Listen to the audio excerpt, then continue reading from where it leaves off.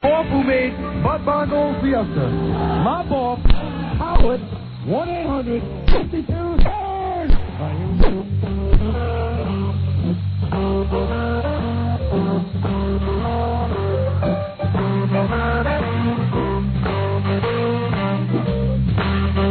Morning, everybody. You know what we were just thinking, Fred? What's that? You ought to do a remake of the song "I'm So Sexy," but do it as Gorilla. I'm so sexy. I'm so sexy for my shirt. I'm so sexy for my hair. So sexy it hurts. Hoo-ha, we know. You know?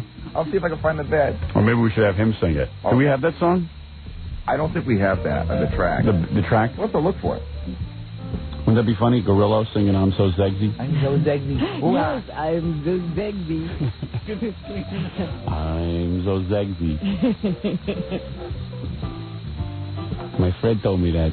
I'm too sexy for my joint. Yeah, wouldn't that be good? I love that. See if we can make that happen. He's sitting out there pulling his hair out. What hair? Whatever's left of it. You better not pull those few hairs out. I got to take a short break. We'll get the show started right after these words. It's the Howard Stern Show. Here's Howard. Yes, we're back. By the way, joining us on the show today is the late Hervé Villechaize. Everyone remembers Hervé Villechaize from the show Fantasy Island. This is his brother who came in to spend a little time with What's us. his brother's name? Mel. Mel Villechaize. Mel Villechaize. Oh, very good. Good morning. All right, and Mel, our condolences. You are a midget as well. Yes. Technically, yes. And Hervé. All the people in the family midgets? Yeah, well, he has a sister who's full size. Oh, okay. The two boys were midgets. I see. And Hervé was a great actor. He was on Fantasy Island. I love my daddy. All right, and how are you doing? What do you do for a living? Well, I'm an actor, and sometimes I do hot dog vendor and Hot dog vendor. Right. Oh, he's a restaurateur. Well, they have the thick French accent. All right, well, join us while we do the show. He asked if he could sit in, and he's a big fan. He's been. You know, Hervé wasn't he a fan of the show? Well, he wasn't a fan, but he did our show. He used to leave angry. But your brother was a great star. I think he would have been a very, very well thought of actor had he had bigger stature. Never had a chance. Well, you know, he was on That's his right. way to a comeback when he killed himself. He had that Dunkin' Donuts commercial. Yeah, that was a good commercial. Right,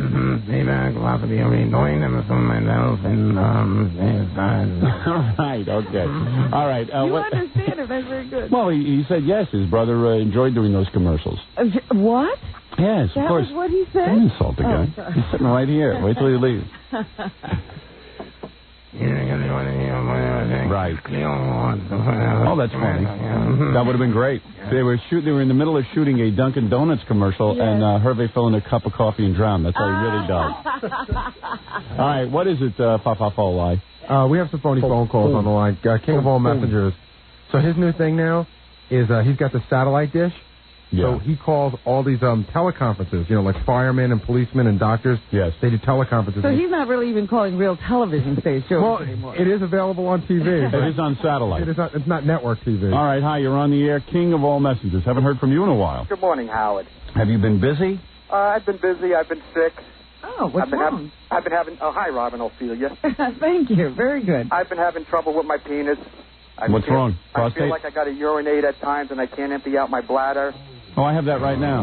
I was in the hospital for a while. What'd you have, prostate? Yeah, prostatitis. Ah. Yeah. Yeah, I tried to pick up one of those last night. By the way, Howard. Oh, that was a prostitutus. By the way, Howard, I'm taping this for the E! Show in case you can use it. Oh, good. Tape yourself. Very good. Yeah, I have the Queen of all messengers as my camera person. Very good. She must be thrilled with you. Oh, yeah, she's real happy. Your penis doesn't work, and you're making phony phone calls. I'm a mess. My satellite dish was down for a while. The wind, when we had the strong winds last week, blew it off course. And I had to get it readjusted again. All right, let's hear your phony phone call. No one cares. Okay. All right. This first call is to a police officer's teleconference in California. All right. Police officer. Here you go. For a procedure hearing. Current law already provides for those procedure hearings, and they will be afforded that opportunity. Yeah, next question comes from Captain Barbara of the San Jose PD. Captain, go ahead.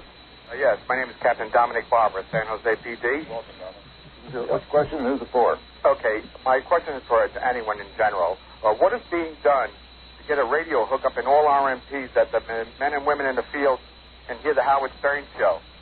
Flop, flop, lowly. I think the captain's been on duty too long. Good. You can't hear it? Yeah, I can't hear it either. I know. What he usually does. I think he knows everybody. I don't know what he's doing. Gary didn't get him set up. We can't hear it. You didn't hear that one? It's hard to hear. I played it for Gary before. He had no problem. What? He's very, very stupid. The second call I have. Tom says he's sitting out there and can't hear it. Yeah, something changed. Because I was listening, something changed because you played it for me before. It was loud and clear. Did you change any of your connections? I didn't change anything, Gary. All right, go to your second one. I heard enough of it that I...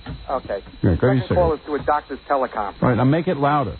That's as loud as it can go, Hal. That's as loud as it can go? Right what are you playing it Well, on? where are you putting the phone? Hold it. The phone? King, I can barely hear you.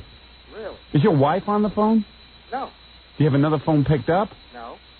What kind of phone are you using? I'm using a regular phone. The same phone I call you from all the time. And you can't jack up the volume on the tape? I have it up all the way right now. What do you play it on, a VCR? No, a radio, Panasonic dual cassette radio. And you can't make it any louder? I have it as loud as it'll go right now. All right, I'll try another one. Okay. Here you go. Symptoms that were consistent with Stone's history, I might do an IVP. If not, I would go to the CT scan. That's the superior study to rule out abscess. Great, thanks. And now on line number 3, we have Dr. Delabate. I hope I've said that correctly. Again, at the EG&G Medical Center in Kennedy Space Center, Florida. Are you filling in, Dr. Delabate? Yes, I am. Gary Delabate. Oh, Delabate. I've got it right now. Okay. I'd like to know if a donor has been found for a penile transplant for Howard Stern, who's in critical condition and awaiting a transplant. Baba Booey. Baba Booey. I think that he's stung us here. Penile transplants, we doing those yet? Interestingly enough, there is penile enlargement surgery going on these days. Is that right? I bet it's going a great gun. In some places, most notably the West Coast. I don't know if our broadcasts make it out there, but they are doing liposuction, and then instead of throwing that fat away, they just put it right into the penis, which normally doesn't have subcutaneous fat. So you get improved circumference, but not necessarily improved longitude. I would have to say that this is not a urologically acceptable procedure by most urologists. Dr. Delabate, does this answer your question at all, or you still have some suggestions for it? Yes, it does answer my question. Thank you very much. All right. Would you believe these guys perform operations on people? You fell for that? All right, thanks, King. Stay well, I love you. All right, bye-bye. Sometimes question Gary's judgment. That was very, very exciting. Mel fell asleep. Yeah, Mel Village says fell asleep. Not a way to break up my momentum. It did bring up a question for me, though. If you have prostatitis, can you have sex? You don't really want to. I haven't. You haven't? I used to think I had prostatitis when I had that anal fissure. Yeah. I had a weird thing happen to me a couple of years ago where I started to have exactly the same symptoms that King of All Messengers has, where you feel like you have to go to the bathroom all the time, and you can't go when you go, and your testicles ache, and it was like, you remember, it was like real bad, I know, yeah. And the doctors all told me I had prostate condition, and I was like, wow, man. They kept exploring you.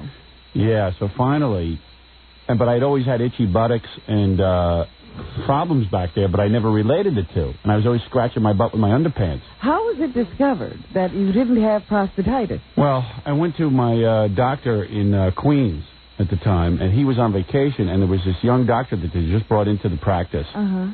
And I asked him to check my prostate again, and while he was in there, sort of rummaging around, he said to me, you've got a giant hole in your butt. Ooh. And I said, well, what do you mean? I said, every guy's got a hole in his butt. He goes, no. He says, not the typical one. You've got another one. He says, you've got a big, giant crevice in there.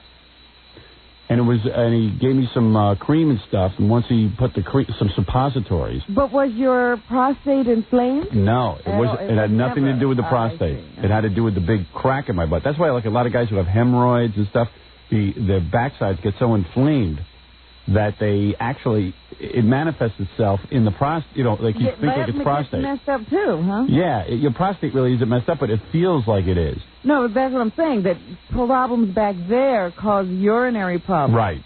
So that's when I made in fact, I wrote about it in my book. That's when I made my conscious decision to improve my area back there, and I never again. Area improvement. Yeah, I never scratched my butt again. Mm-hmm.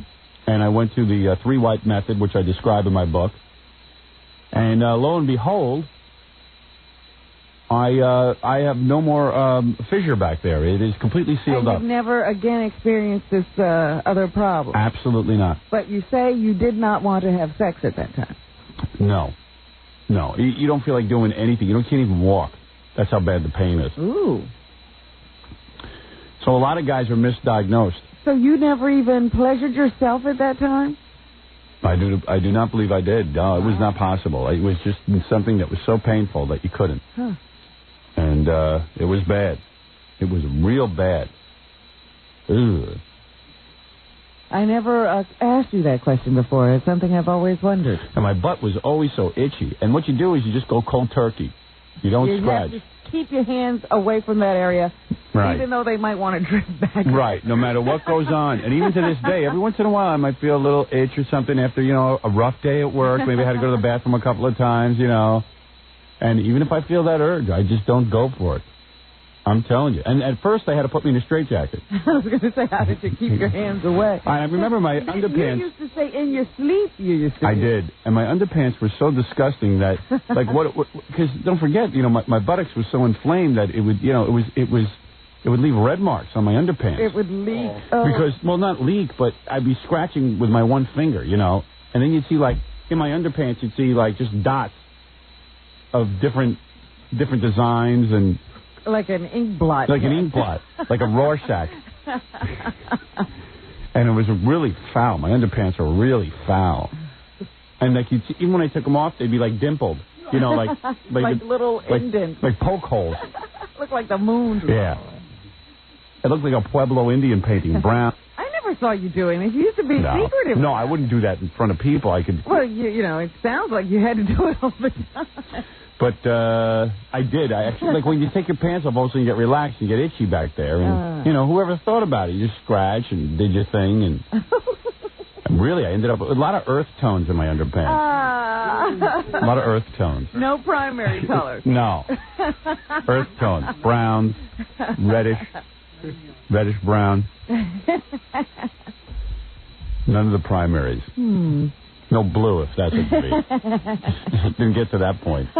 But after years of digging for gold, I struck a vein and really opened up my whole area there. Did you notice that it was increasing, the occupation? Yeah, oh yeah. It was obviously really bad because the doctor was like, wow. And, people don't realize what they do to themselves. Even guys with hemorrhoids. I've never heard of anybody putting another hole there. Yeah, I did it. I've done it. I've gone where no man's gone before.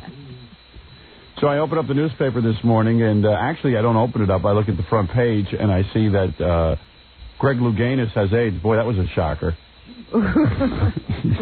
I was like, whoa, really? He was the only one who wasn't admitting he was gay. I know. Did you notice that? Yeah. There's a group of guys who are famous that everyone knows is gay, but won't admit it.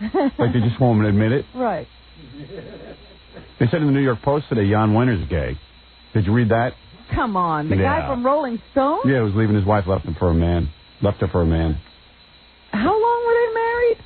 23 years. Oh, man. And 3 young kids. He's got kids. Yeah. Well, the wife's pretty upset because she feels like, wow, if he was having these feelings, I feel like my whole life was wasted and a lie. It was a lie. That's absolutely true. Well, she did pretty good. Made a lot of money.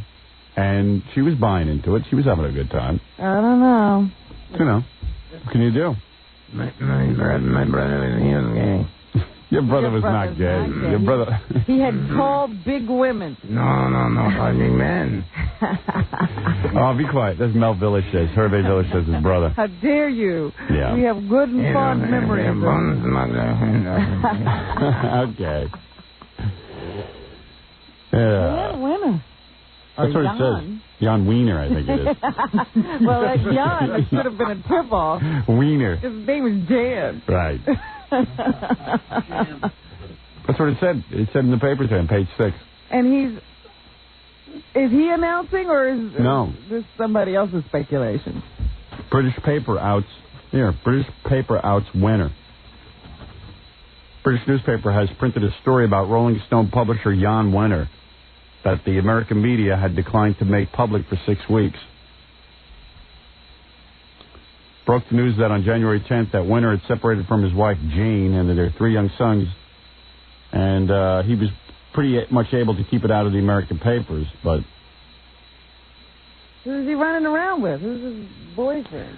The Mail names the other man as Matt Nye, 28, a former model who works for fashion designer Calvin Klein. The paper reports that during the Christmas holiday, Jane, unable to accept her husband's relationship with Nye, asked Wenner to leave their $3 million home. She had never known of him doing this before? That's enough to make me go straight. I ain't leaving no $3 million home. All I know is how can you, say no to a male model? Yeah, I couldn't resist that. If there's a choice between my wife and a male model, come on. In a related note, they're changing the name of the magazine to Rolling Bone magazine. Oh dear. Yeah. I saw Jan with his wife about a year ago at that concert for the Rainforest. Oh, were they there? Yeah. I don't remember seeing them. Yeah. Jan was there. He quickly just said hello to me and ran out. Oh, he's sexually attracted. He was flirting. He was flirting with the usher and me. No. So anyway, that story. Who knows if it's true? It's from a British newspaper. Don't know the whole story. We'll have to call Jan and see what he has to say. Gary, get me Jan Wiener on the phone. I mean Jan Wiener. Yeah, that'll happen. That'll happen. But it's certainly no time to be making fun of Greg Louganis. Somebody faxed me this morning, and they said Greg Louganis' name should be Greg Lovanis. Oh. That's horrible. It's a horrible joke. We could come up with much better ones than that. Yeah. And then I'm reading the article in the paper that says, oh my God, what a shock, Greg Louganis has AIDS. And I'm going, and then they said, Mr. Louganis did not reveal how he got the disease. It's like, duh.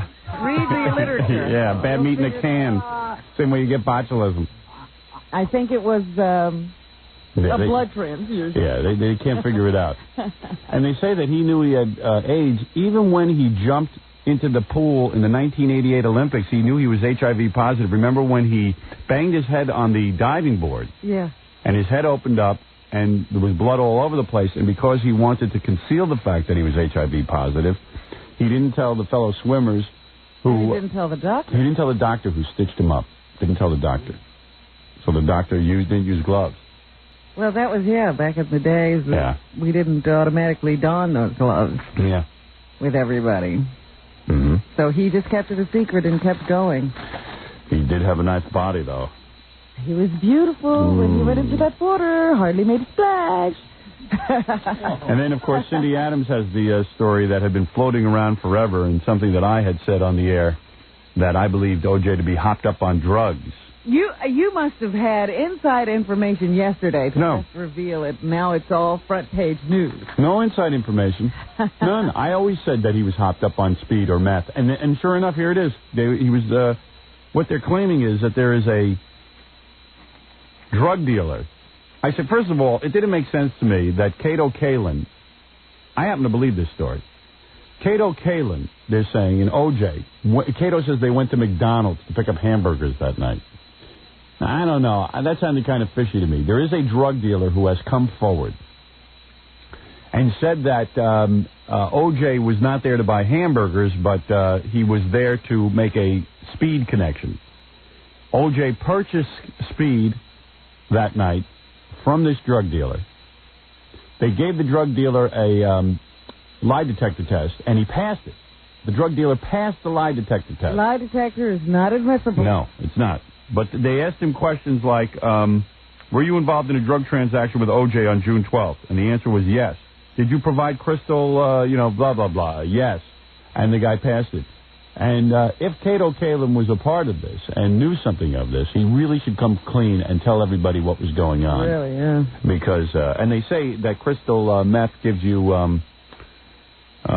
unbelievable strength, brings out all your strength. And it wouldn't be surprising to me that a wife abuser would get on this stuff, get all hopped up, and then take the final Would it step. even give you incredible strength in the face of your severe arthritis? Oh, yes. Your severe arthritis. Does it make you taller? What? No, it doesn't. It doesn't make you taller there, Mel Villachez. Sorry. Well, anyway, so... what is this guy's name? This drug dealer? Did they give it? No. Oh, they call him J.R. in the paper. J.R. So is he going to testify, or is he still... They don't know. It's the whole thing, but they do say that also his... O.J. paid him with a $100 bill, which the guy actually has. He still has, and they want to dust for fingerprints, which to me is not conclusive of anything. That O.J.'s pager number is still in the guy's pager, where he was paged that night. And, I don't know. This is the whole bunch. But this doesn't surprise me. Everyone knows O.J. is guilty. The question is, can he get off? And if he can, then it's a serious problem when everyone knows that this guy's guilty. But this meth is an incredible drug. Evidently, they say now that the pyramids in Egypt were built by 4 Egyptians on meth. Because their strength in one night. Strength is unbelievable. And they're still standing. Notice that. That's right, Rob. How old are those things? Yeah, those are real old. All right, so anyway, I got to take a break. We're joined this morning for about another half hour. I know you have to leave because you have an appointment with, I don't even know who you have. Right, so Hervé Villachez's brother, Mel Villachez, is here. Yeah, and he's in town for some meetings. Huh? He's having some high-level meetings. And where do you still live, south of France? Yes. And you're married? Yes. To a regular-sized woman? Greg Louganis. Oh, you're married to Greg Louganis. So you're married to a regular-sized woman, right? Very sexy. Right. Very good. We're going to take a break, and full-size woman, very sexy. Very tall. Yeah, we'll take a break, and we'll be back right after these words. It's the Howard Stern Show. Here's Howard. Okay. Hervé's brother Mel has to leave now, so he just wanted to say goodbye. Thanks for stopping by. Good luck with your business, and sorry about your brother. Upset about that. All right. Very good. Thank you. For having me. All right. Goodbye. I can stay long if you want. You know who you remind me of? You remind me of Ralph, who doesn't leave when I ask him to. And whenever you put him on, never has anything to say. Right, yeah. I love him. And it's really funny back in the office, but not funny on the air. All right, goodbye, Mel. I was thinking the same thing myself. Yeah, all right, goodbye, Mel Villachez. Very good. Nice job. Mel Villachez. Very nice. Okay. You know, I was at home yesterday eating dinner, relaxing, when my father called me and started getting me all charged up. He goes, I don't want to get you charged up, but, he has the same cable system I do, Cablevision of Long Island. He says, I don't want to get you charged up, but, Channel 30 used to show the E! channel at least for half a day, and then Madison Square Garden Network would come on at 6 o'clock at night. It was a shared channel. So you get E! half a day, and then you get MST half a day. Right, you never know what the heck to expect from your cable. He says they're not running E! on Channel 30 anymore. And they say that now it's going to be the E! channel and Bravo are going to split a channel. And he says, and I tuned to that Bravo channel, and there's nothing on. There's no E! on. There's nothing. They just have an announcement. Oh, really? They're not airing anything. So now the E! channel's not even on Long Island at all.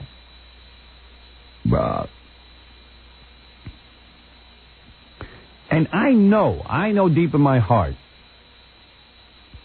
that under normal circumstances, if they had a channel that way, my father starts in with me, what's with that E? I mean, they've been around a long time. Why can't they get it? I said, Dad, it's very complicated to explain. I don't know why E! isn't on Long Island. Don't work on me. I mean, I really got to... I said, oh, my God, what you think I control the E! channel and where they're on?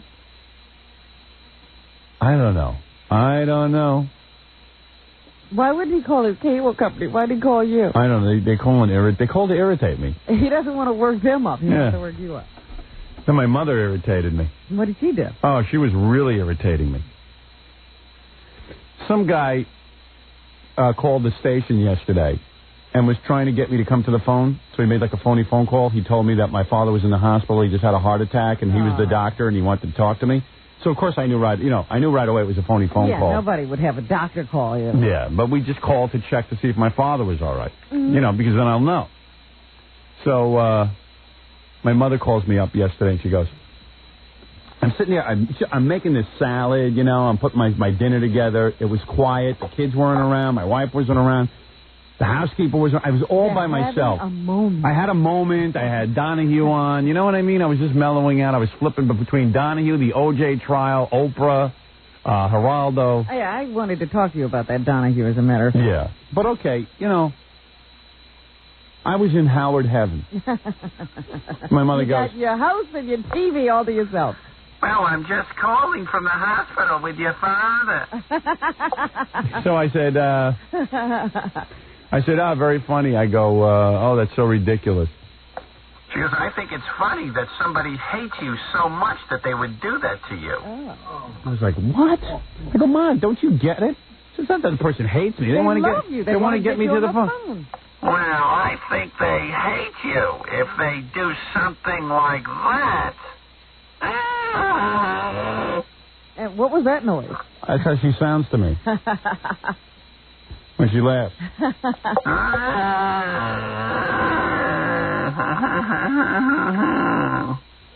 was like, ugh, just stab me in the heart with a knife. Now I'm explaining to my mother that my listener doesn't hate me, that he loves me. She goes, well, that's what you think. I don't. If somebody hates you that much that they would do that, I don't know. It's just like... What is that supposed to mean? I don't know, but at what point does she stop being my mother? Never. I mean... She's going to call you from the grave, I think. Then my father gets on and he's like... How come the E channel isn't on? How come I used to get it a half a day? What's with that E network? Now, what kind of show is that? What kind of network? Like it's their fault. Yeah, like it's my fault that I'm in... Dad... They're on in over 30 million homes. Now I'm defending the E network. And you picked a crummy network. Yeah, Dad, I'm a stupid schmo, okay? Yeah, I guess I should have gone with CBS. Your listeners hate you and you picked a crummy network. Well, I can see you don't want to talk about it, but I'm just telling you that the Cablevision, I don't get the E channel on Channel 30, and that Bravo is supposed to be on there, and I don't get it. I just wanted to know why. Ask him why his listeners hate him so much. I'm like, rrr. You picked up the phone, didn't you? Oh, I can help your dad out. Ganji just called me and told me that he got a letter from Cablevision of Long Island. E starts today on Bravo. Oh, great. If that's any help. Good. One day too late. Do you want me to call Ben and tell him? It's all right. Who cares? He'll figure it out. Believe me, he's sitting by the TV waiting for something to happen. Got that Bravo on waiting for something to happen. He's waiting. He goes, and he says to me, do you know what the Bravo channel is? I go, well, no, not really. He goes, you don't know what the Bravo channel is? I go, Dad, what is this, a quiz? I'm always being quizzed by you. I don't know. He's still asking you questions. He never can say to me, hey, this Bravo channel that shows like a lot of art shows and all that other stuff. No, he'll always quiz me. Do you know what the Bravo channel is? I go, no, not really. He goes, you mean you have it and you don't know what it is? I go, Dad, I don't watch the Bravo channel. What is it? Well, if you don't know what it is, what's the difference? It's like insane. And then my mother, they must really hate you. They must hate you. Isn't it something that someone hates you so much that they would do that to you? You must turn this around on her and say, Mom, isn't it interesting that this is what you called me to tell me on a pleasant evening at home? Yeah. Well, they got the idea when I said, you know what, I'm making dinner. I just want to mellow out. And then my mother doesn't give up. She was on my answering machine. And, I was debating whether to pick up. So I was really having a moment. What does she do? Because, you always... All right, this is how she goes. Okay. She gets the beep, and then she goes... Howard?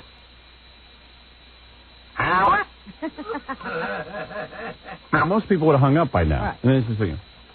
Howard? Huh? I was thinking, Howard? Anybody there? She doesn't. It's Grandma. She doesn't. Allison. Emily. Deborah. Howard. I hate talking into this thing.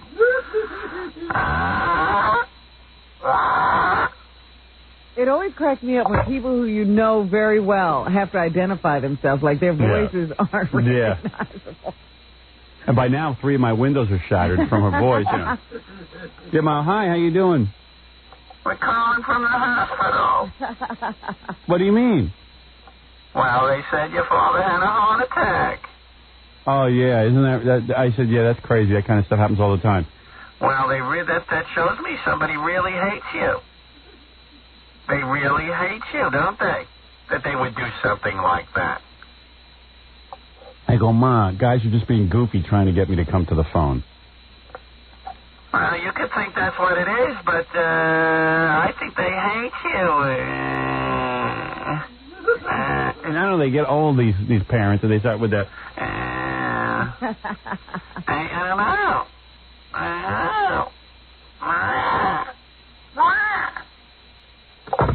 It really is like the penguin character. Yeah. And then when I get rid of my mother, my father gets on to work me over. You get the 1-2 punch.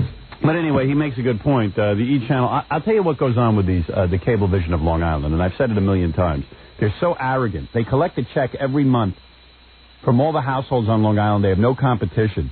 And in their minds, they're like, oh, that's Stern. He's not going to force me to put that E! Channel on my Cablevision system. Why is it always with you, though? It's only with me. They like to befriend who are in show business. If you owned a cable company and your constituency, a large amount of people wanted this E! Channel because they want to see the Howard Stern show, you would think, hey, I'll give it to them. They'll like the service better.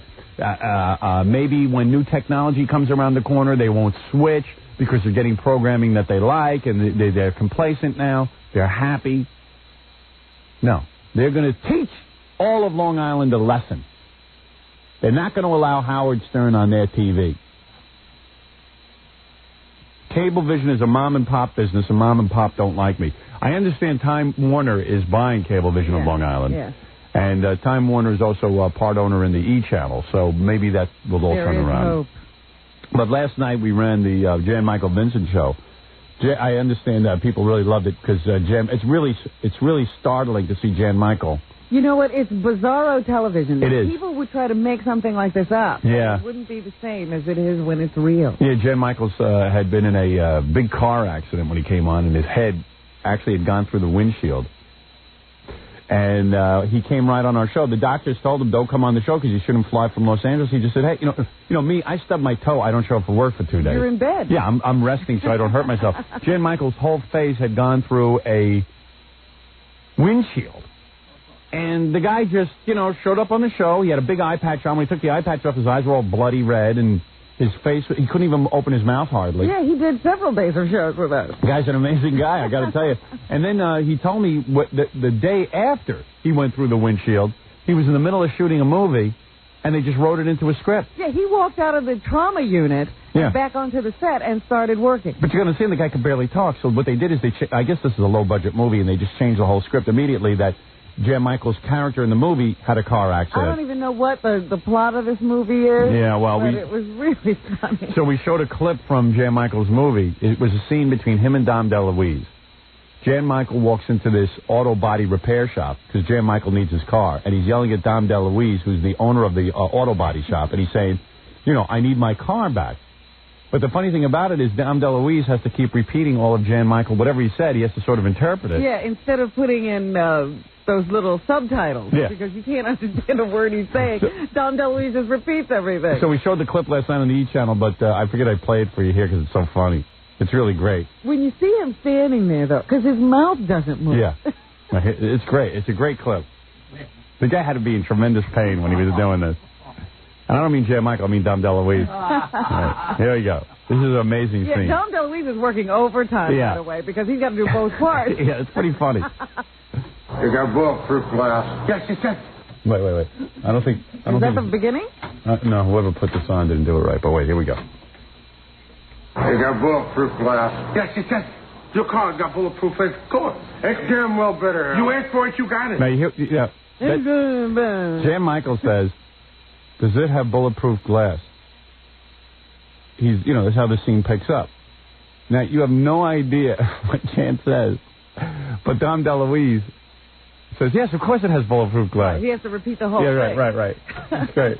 Instead of saying, yes, of course it has bulletproof glass. Yeah, right. You got bulletproof glass. Yes. Your car's got bulletproof glass. Of course. It's damn well better. You asked for it, you got it. Look, I get one more attempt on my life.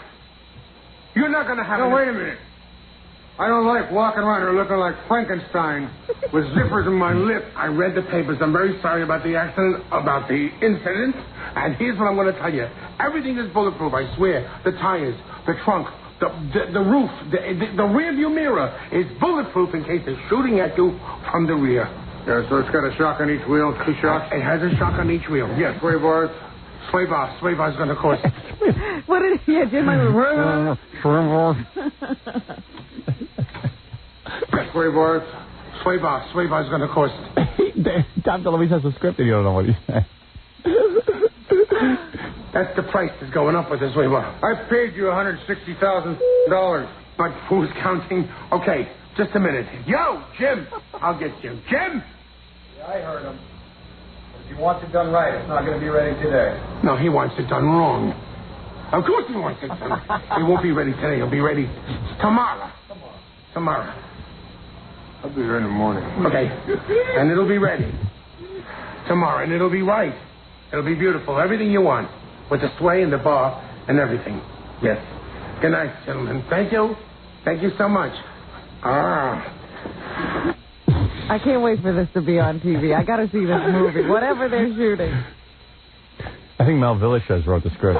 You know what was funny? Yeah. Was that Jan Michael, when he was sitting here, he was telling us how he went and did this. Yeah. And he said it was some of the best acting he's ever done in his career. It may have been. I love it. I love that guy. He's so proud of himself. If I remember in a car accident, I would come and do the show with you. I'd be like, I can't stand the guys I work for. And I'll say, you can't stand the guys you work for? No. I ain't saying that. And I'll be really out of luck. Let's take a let's take a commercial? No, phone call. Come on. Let's take a phone call. Absolutely. Whatever you want. You want a phone call? You got it. All right, we got to take a break. We'll be back right after these words. We're back with the Howard Stern Show. Here's Howard.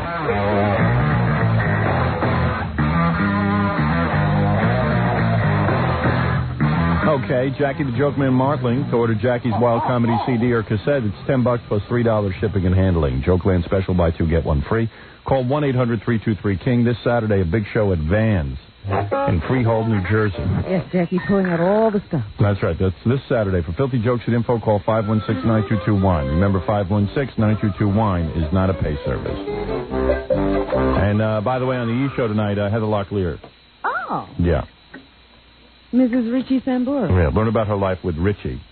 What do you got there? What is that? The Too Sexy Bed? Oh, good. Are we Okay, going to have Steve sing that song? Yeah. Too sexy bed. Too sexy bed. Too sexy bed? I'm too sexy bed. Let's see. I'm too sexy bed. I'm too sexy bed. Good. Thank you, Scott. Even the is lazy. Yeah. I'm too sexy bed. Oh, too sexy bed. Courtesy of Rocket. Hello? Hello, you're on the air. Really? I'm calling from Los Angeles. I'm actually on the air right now? Yes. Really, with Howard. All right, I'm losing my Is it patience. important what you You're have losing to your say? patience? No, wait, don't lose your patience. I'm losing my please. patience. Do not lose your patience. Please, do me a favor. We need to talk. Well, then talk, idiot. Oh, now. Hi, you're on the air. Hi, you're on the air. Hello? Hi, you're on the air in New York. I'm on the air in New York. Okay. Oh, that's this guy again. Look. Yeah, I know. Wait. Well, first of all, I got to tell you that I'm the guy who fooled all of you with Joe Pesci. San Diego, you're on the air. Yeah, Howard. You were talking about the Donahue show? Yeah? Was that the one on moshing? Yeah, I really didn't see it. I just saw it for 2 seconds. And then, okay, well, I've been moshing in over 300 pits here in San Diego. And there's really not a lot of violence. The worst thing I ever got was black. That was Donahue yesterday. We're not doing that show. Yeah, I don't care. That was Greg Louganis on the phone, by the way. He's been watching and there's no problem. Yeah, no problem. Mosh pit. I couldn't believe Donahue built a whole show on that. Yeah, he did. Orlando, you're on the air. Well, that's why he's third in the ratings. Orlando, you're on the air. Good morning, Howard. Yeah. Hey, I love Kathy Lee, and I was watching Larry King last night, and I think Frank Giffords the best football player in history. And O.J. is definitely innocent. Thank you. New Orleans, you're on the air. Yeah, I was wondering, when you hired Gary to be a producer, what were his qualifications? Well, he would take the small salary? He had none. He had no qualifications. Zero. He had zero qualifications. I had no money to pay anybody, and he was working at the NBC station. Oh, what was he doing there? He was working with the traffic girl, Roz. Oh. No, because I remember you said something that he was majoring in photography and No, it didn't matter. I had $150 in the budget. This is what they gave me for a producer at NBC. Imus was getting about $9 million for his producer, and I was getting $150, and I really needed someone who was willing to work for $150. Oh. So I hired him. That was it. Simple story. And the job that he did before, you ought to explain. He listened to one person tell him information, and then he passed it on to another person. That was his job. Sometimes not even correctly. Yeah, he used to feed information to the traffic reporter. Yeah. And get yelled at. By the traffic reporter. But you must say that my qualifications were better than the guy before me, because at least I was a communications major. Yeah. The guy before you wasn't even a communications major. Before me, I should say. I don't even think that guy could communicate. Wasn't that boy Lee before Gary? Yeah, he wasn't a communications major. He was like liberal arts. Oh. Boy, Gary really saw a difference there. Well, I had done internships. Gary, the communications degree really mattered little in terms of you getting me coffee. I needed a guy to go run for me, and that's how I got Gary. And I wouldn't compare myself to Boy Lee. Hasn't Boy Lee quite distinguished himself Yes. since leaving? I think I've done that too. I think every one of our interns has distinguished themselves. Nah, listen, I had $150 to pay somebody, and that was it. Oh, so I guess pretty much anyone could be a radio producer. No, because I actually beat out two other guys. Oh, I think you know who this is? This is the guy that draws pictures of me, I think. Yeah, well, whatever. He's right. Whatever he said, he's right. Los Angeles, you're on the air. Yeah, Howard? Nah. Hi. Good morning. I'm not going to listen to the radio in the background. Okay, it's off. When are you going to get on TV? I was watching David Letterman last night. I'm on TV. I'm on the E channel. Oh, no, I mean on the late show. On the late night. When am I going to get on the Letterman show? No, not on the Letterman show. I was watching it last night. Why can't anybody communicate with me? Are we all talking the same language? Huh? You said, when are you going to get on TV? I said, I'm on TV. Then you said, no. When are you going to get on late night? I said, you mean the Letterman show? And you go, no, not the Letterman show. No, I mean take over. I mean, if you get on TV... When am I going to take over the Letterman show? I mean, on the late night TV. All right, let's start again. Let's back up. Everybody calm down. Everyone calm down. It's been a long morning so far. Mm-hmm. I think what you want to ask me is, will I accept a network position in late night television? Right. Is that what you're asking? Right. To compete with Leno and Letterman. There's no competition. You would smear them guys all over. There would be history. There is no doubt in anyone's mind that I would beat them. The networks know it. Everyone knows it. They all know it. I am winding down my radio career. In November, I'll be done with this place. I've had discussions with some people about entering late night television, and to tell you the truth, it really turns me on. You know, Letterman used to be good, but I watch him now. There's nothing there. Right. Now look, and here's the point. Everybody else has sort of resigned themselves that, well, this is the way it's going to be. Letterman's going to be Johnny Carson, Leno's going to be the wannabe, and everyone else is going to sort of bow to this and sit and take a back seat. I don't know why. I don't know what's with networks. They're not competitive. They got their idea of competition is hiring Chevy Chase. They always get some guy who's 100 years ago he was funny. Let's get some real competition going. You know, I think you are at a level that is so far beyond what they're... You know what I'm saying? Of course, I know. I've known it for years. But networks are afraid. They're afraid. They're afraid of anything new. They're afraid of everyone and anything. I mean, they're just waking up to me. I've been around 20 years, and they're just waking up to me. Don't you understand? They don't know how to do anything cutting edge. They all go, oh, well, what about our sponsors? Wait, you think I got a lack of sponsors? I can't get a word in edgewise on this show. I'm so busy with sponsors. There isn't a sponsor I don't have. I don't know what... network executives are guys who are just trying to hold on to their job. They don't own the network. When you own a network or you own a company, you're willing to take risk. Network guys are in the business of keeping their jobs so that they don't get fired. They're all cowards. So they put on the safest thing they can find. That's why you're sick of watching the same show. And then as soon as somebody comes up with a show, there's 27 guys all doing the same show. Like, how many... with the movies. How many more... Yeah, exactly. How many more Oprah shows? Listen, I am very excited about the movie that I'm going to be putting out. I'm excited by the notion of doing a movie. More than doing a television show, more than doing a radio show, I really am focused on a movie. But I wasn't going to put out a movie. You're excused. I was not going to put out a movie. Man has a flatulence problem, Robin. Nothing to laugh at. Boy, I've never heard one of our callers do that before. There were 6 different scripts presented to me, all based on my book, that I felt were, they would have been a good movie for, like, Chevy Chase. You know what I mean? It was like sort of... some guy to come in and do a goofy act. Yeah, that's what it was like. And I read them and I said, there's nothing special here, and I think we ought to keep working on this thing till it is special.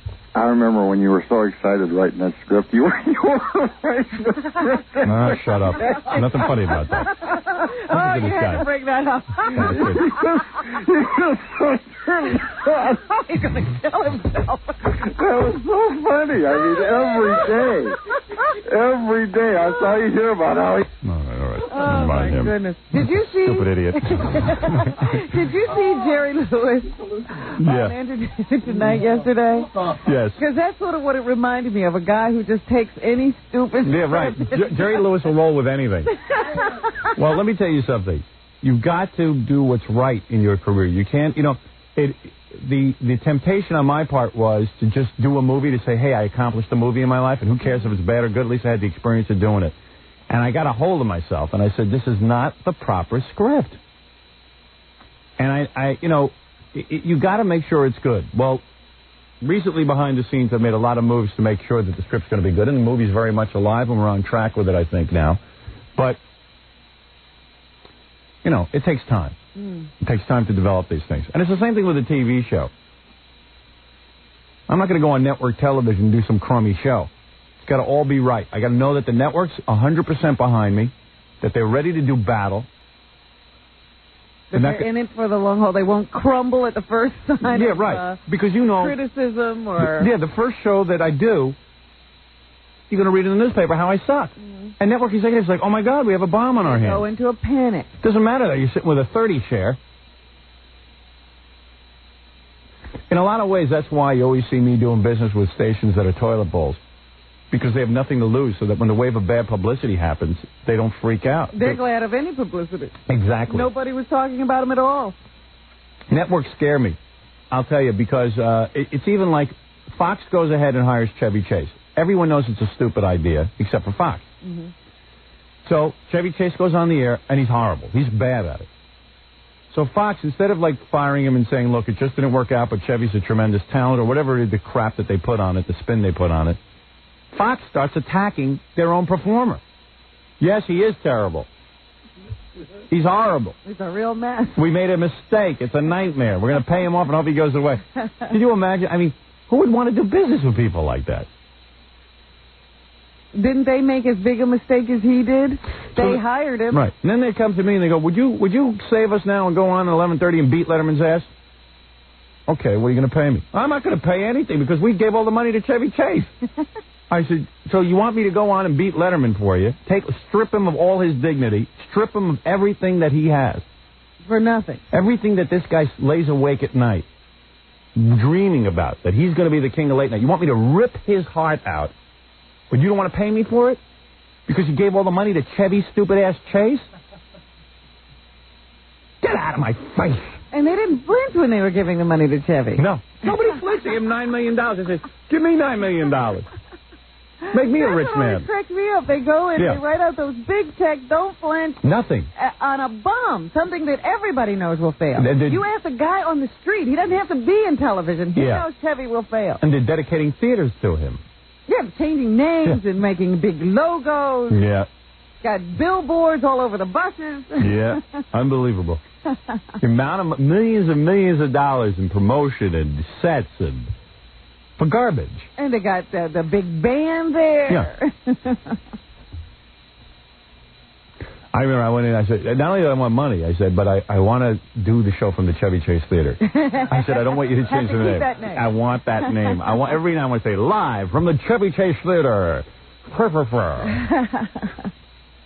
You know what cracked me up is if you go back to the press conference, I wish we had it here, that Chevy Chase held when it was announced that he was going to do the show. We probably have it here. At that moment, they didn't know what. You could tell it was a bomb at the press conference. Yeah. Hey, Gary, you got the press conference with Chevy Chase? They asked Chevy what was he going to do, and he started to fumble. He tried to tell him that he didn't know what to do. Why don't we just call our studio here the Chevy Chase Theater from now on and say Why live from the not? Chevy Chase Theater? We could do that. Yeah, I like that. No rule says we can't. Washington, you're on the air. Morning, Howard. How are you? Good. How are you? It's good to hear from a woman for a change. Oh, well, you've seen me before. You've met me. Was that right, baby? Yeah, I was up there in November. My name's Amy. Were you hot? Yeah, I was about 6'1", long blonde hair. Oh, you. Are you the girl who works in the hotel? Yeah. Are you the girl who I had pressed up against the wall? Yes, I am. I've been thinking about you. I've been thinking about you, and no one will let me talk to you. Oh, Jesus H. Christ. That's a shame. Who is keeping you apart? Yeah, you Everyone. were hot. I When I thought talk- about you a long time. I really want to make love to you. I would love to make love to you. That would be great. But can you keep your mouth shut? Yes, of course. Sure. They all say that. Am I allowed to moan? No, I don't mean like that. I mean okay. afterwards. With the press. Oh, sure. No problem. Remember when you got naked behind that little screen I put up? Yes, I do. I was looking at it. I've been waiting to see it on E, and I haven't. Did I miss it? I think you were on E already. Really? Maybe. Yeah, I think you were, as a matter of fact. Or did you keep that for your private For archive? my private collection? No, I think she was on E. I never saw it. I've been trying to be watching faithfully. Anyway, you've been trying to get in touch with me. What is it? I can't find a woman. Are you trying to still find a lesbian? Yeah. And I never had any luck whatsoever. Can't believe it. You're such a hot piece of ass. I don't see why you can't go into a gay bar and get picked up in 2 seconds. Well, you know. Did you go to the gay bar? No. I live near D.C. I don't even like to go downtown during the day. You know, I mean, there's nobody that you know that would want to make love to you, a woman. no. There must be lesbians in the nation's capital. Yeah, Must believe me. there? If this girl can't find a lesbian, then there's something wrong. She's real hot like And you're right there at the hotel. They must be coming through all the No, time. I don't work in a hotel anymore. Oh.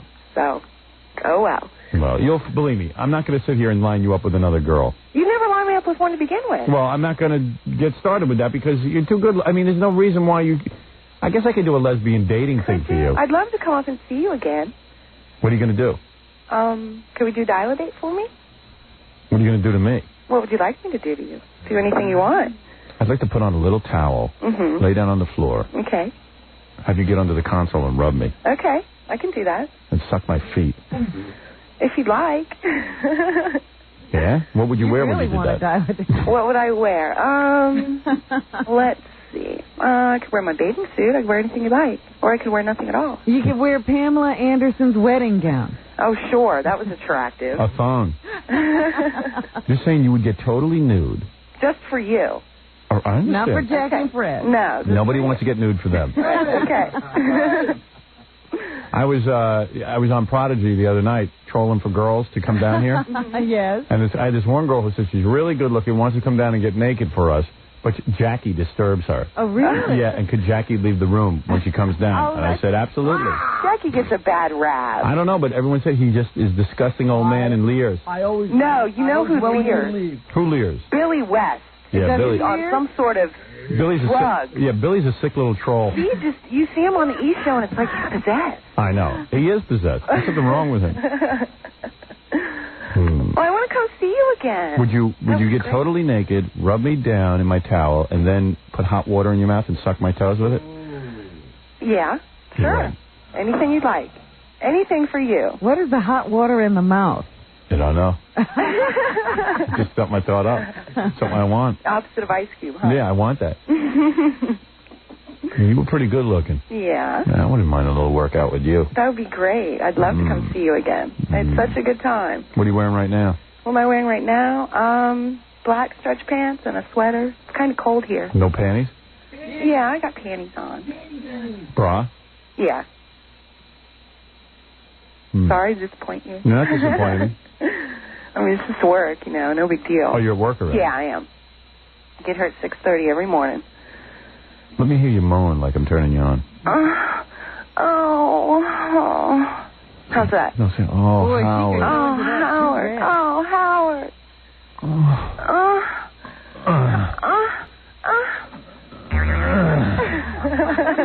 Howard. I'm going to the bathroom. That's what it sounds like.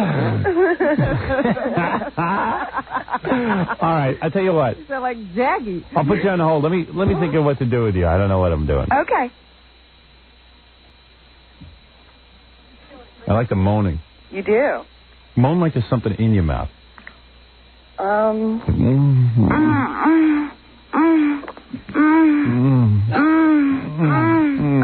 Howard. All right, hold on. Okay. That's some horny little girl. Remember her? I had her pushed up against the wall? Yeah, that's the one where Jaggy almost broke your back with her. Yeah. Threw her up on me. That's when I gave you a lesson. Yeah. I think she was on the E! channel already. I have to check that. I'm pretty sure she was. I have to rerun that one. Let me take a break here, Robin. I'll be back. I got a million things to, tapes to play for you. Hey, Gary, just as a goof, because Robin and I got into it, bring me that tape of Chevy Chase press conference if you have it. Look in your computer. The system. Thank you. We're back with the Howard Stern.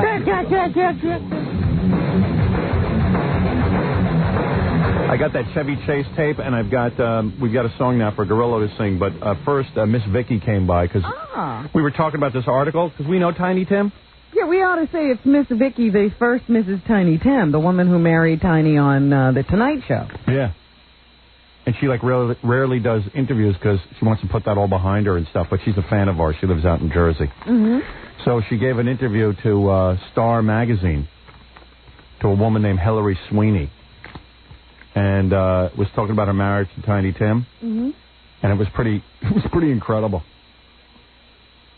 Well, I thought it was wild at the time. You know, Tiny was an odd-looking person. Yeah, that's why I don't like when people say I look like him. And here was this cute young girl. Yeah, she was real cute. Hey, well, let's bring her in here. Hey, Miss Vicky, come on in here. Miss Vicky. I didn't realize at the time we were the same age. Yeah, she's about the same age as us. Yeah. Let me see. Wait, hold it. Stop. Let me look at you. Yeah, you're real cute. I couldn't believe when you married Tiny. It was Me either. How you doing? Wonderful. How are you? Still got a great body, huh? Oh, gee. Oh, gee, what? I don't know about that. I think you do. You maintained your physique. You think so? Yeah, soaking you in, baby. Yeah, you know, there was a time that she danced for a living. Yeah. What were you, like a stripper? Go-go dancer. Oh, were you? No, I was a stripper. You were a go-go dancer? Mm-hmm.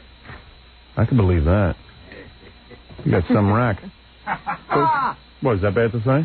Hey, it looks like Tiny didn't appreciate it, but I sure do. I was going to say, Tiny never said that. Yeah, right. Hi, Robbie. Good morning. That was the problem. She actually, thank you. Oh, I think talking to me. She wasn't looking at you, she was looking at me. When you said you look beautiful, were you looking at Robin or myself? I was looking at Robin, but beautiful wouldn't describe you.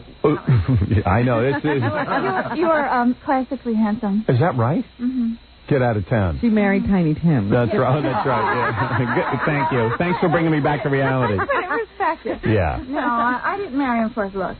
What happened was, according to this article, and I'll read. We got to read this and ask you stuff. But Go ahead. she was like a young girl, and she was like Tiny Tim was like one of the biggest stars in the world. Right, but he was in his 40s then, right? As I recall. 37. I was 17. Right. Yeah. That was a 20-year difference. Yeah. And even though he was like bizarre and junk, she was, get close to that microphone.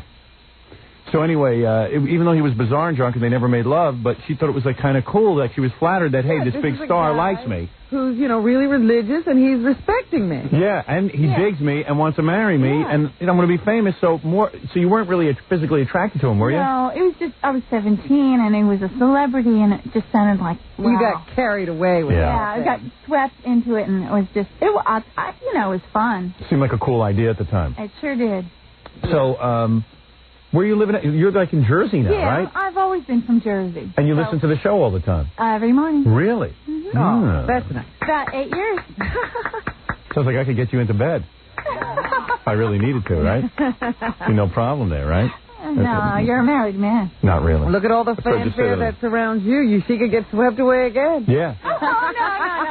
And believe me, I'll make love to you. I'm not going to let you, sit around the house. You wouldn't be wasting away at his house. Yeah, I'd use up that body. Well, I really didn't care that he didn't anyway. You weren't attracted to him anyway. You didn't want to be touched. Oh, boy. So wait a second. Boy, you really kept your body in shape. I bet you look good in a thong. You wearing a thong?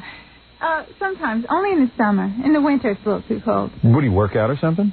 Or you I just have pretty good metabolism, I think. And that's your natural chest? Yeah. Seriously? Not that much. That's not a lot? Am I hallucinating here? I'm seeing a lot of chest. How much would that be? What is that, a C cup? No. Easily. That's a B? Well, you're a thin woman, so... Wears it well. Is that a Wonder Bra? You're not wearing a bra? I use a camisole. It's like an undershirt. That's not a bra? No. She's really held together. Well, no, you know what it is? All the years of dancing keeps you in shape. I know. You must still dance or something. No. You dance around the house? Sometimes. You a good dancer? Oh, maybe I'll dance with you in a few minutes. Maybe you'll put on some music and you two go. I'd like to dance with you. What's your story? You married now? No. Oh, you're divorced? Yeah. You got married twice more? I got married twice more. Yeah.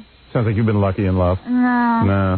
Who were the other guys? It just didn't work out so good, huh? It never worked out. I don't know how to... how do you do it, Howard? How do you do it? How do you make it work? I don't know. What's the secret? I can't figure this out. What happened? Like you would get sort of itchy to be with other guys? I would just get... Bored? No, I was always working like 2-3 jobs. And then I'd meet somebody who said, I'll take care of you and offer me, and then I go, okay, because, it's hard to work. I'd take care of you. I was raising a child, so, it was more security. Really? I would have taken care of you.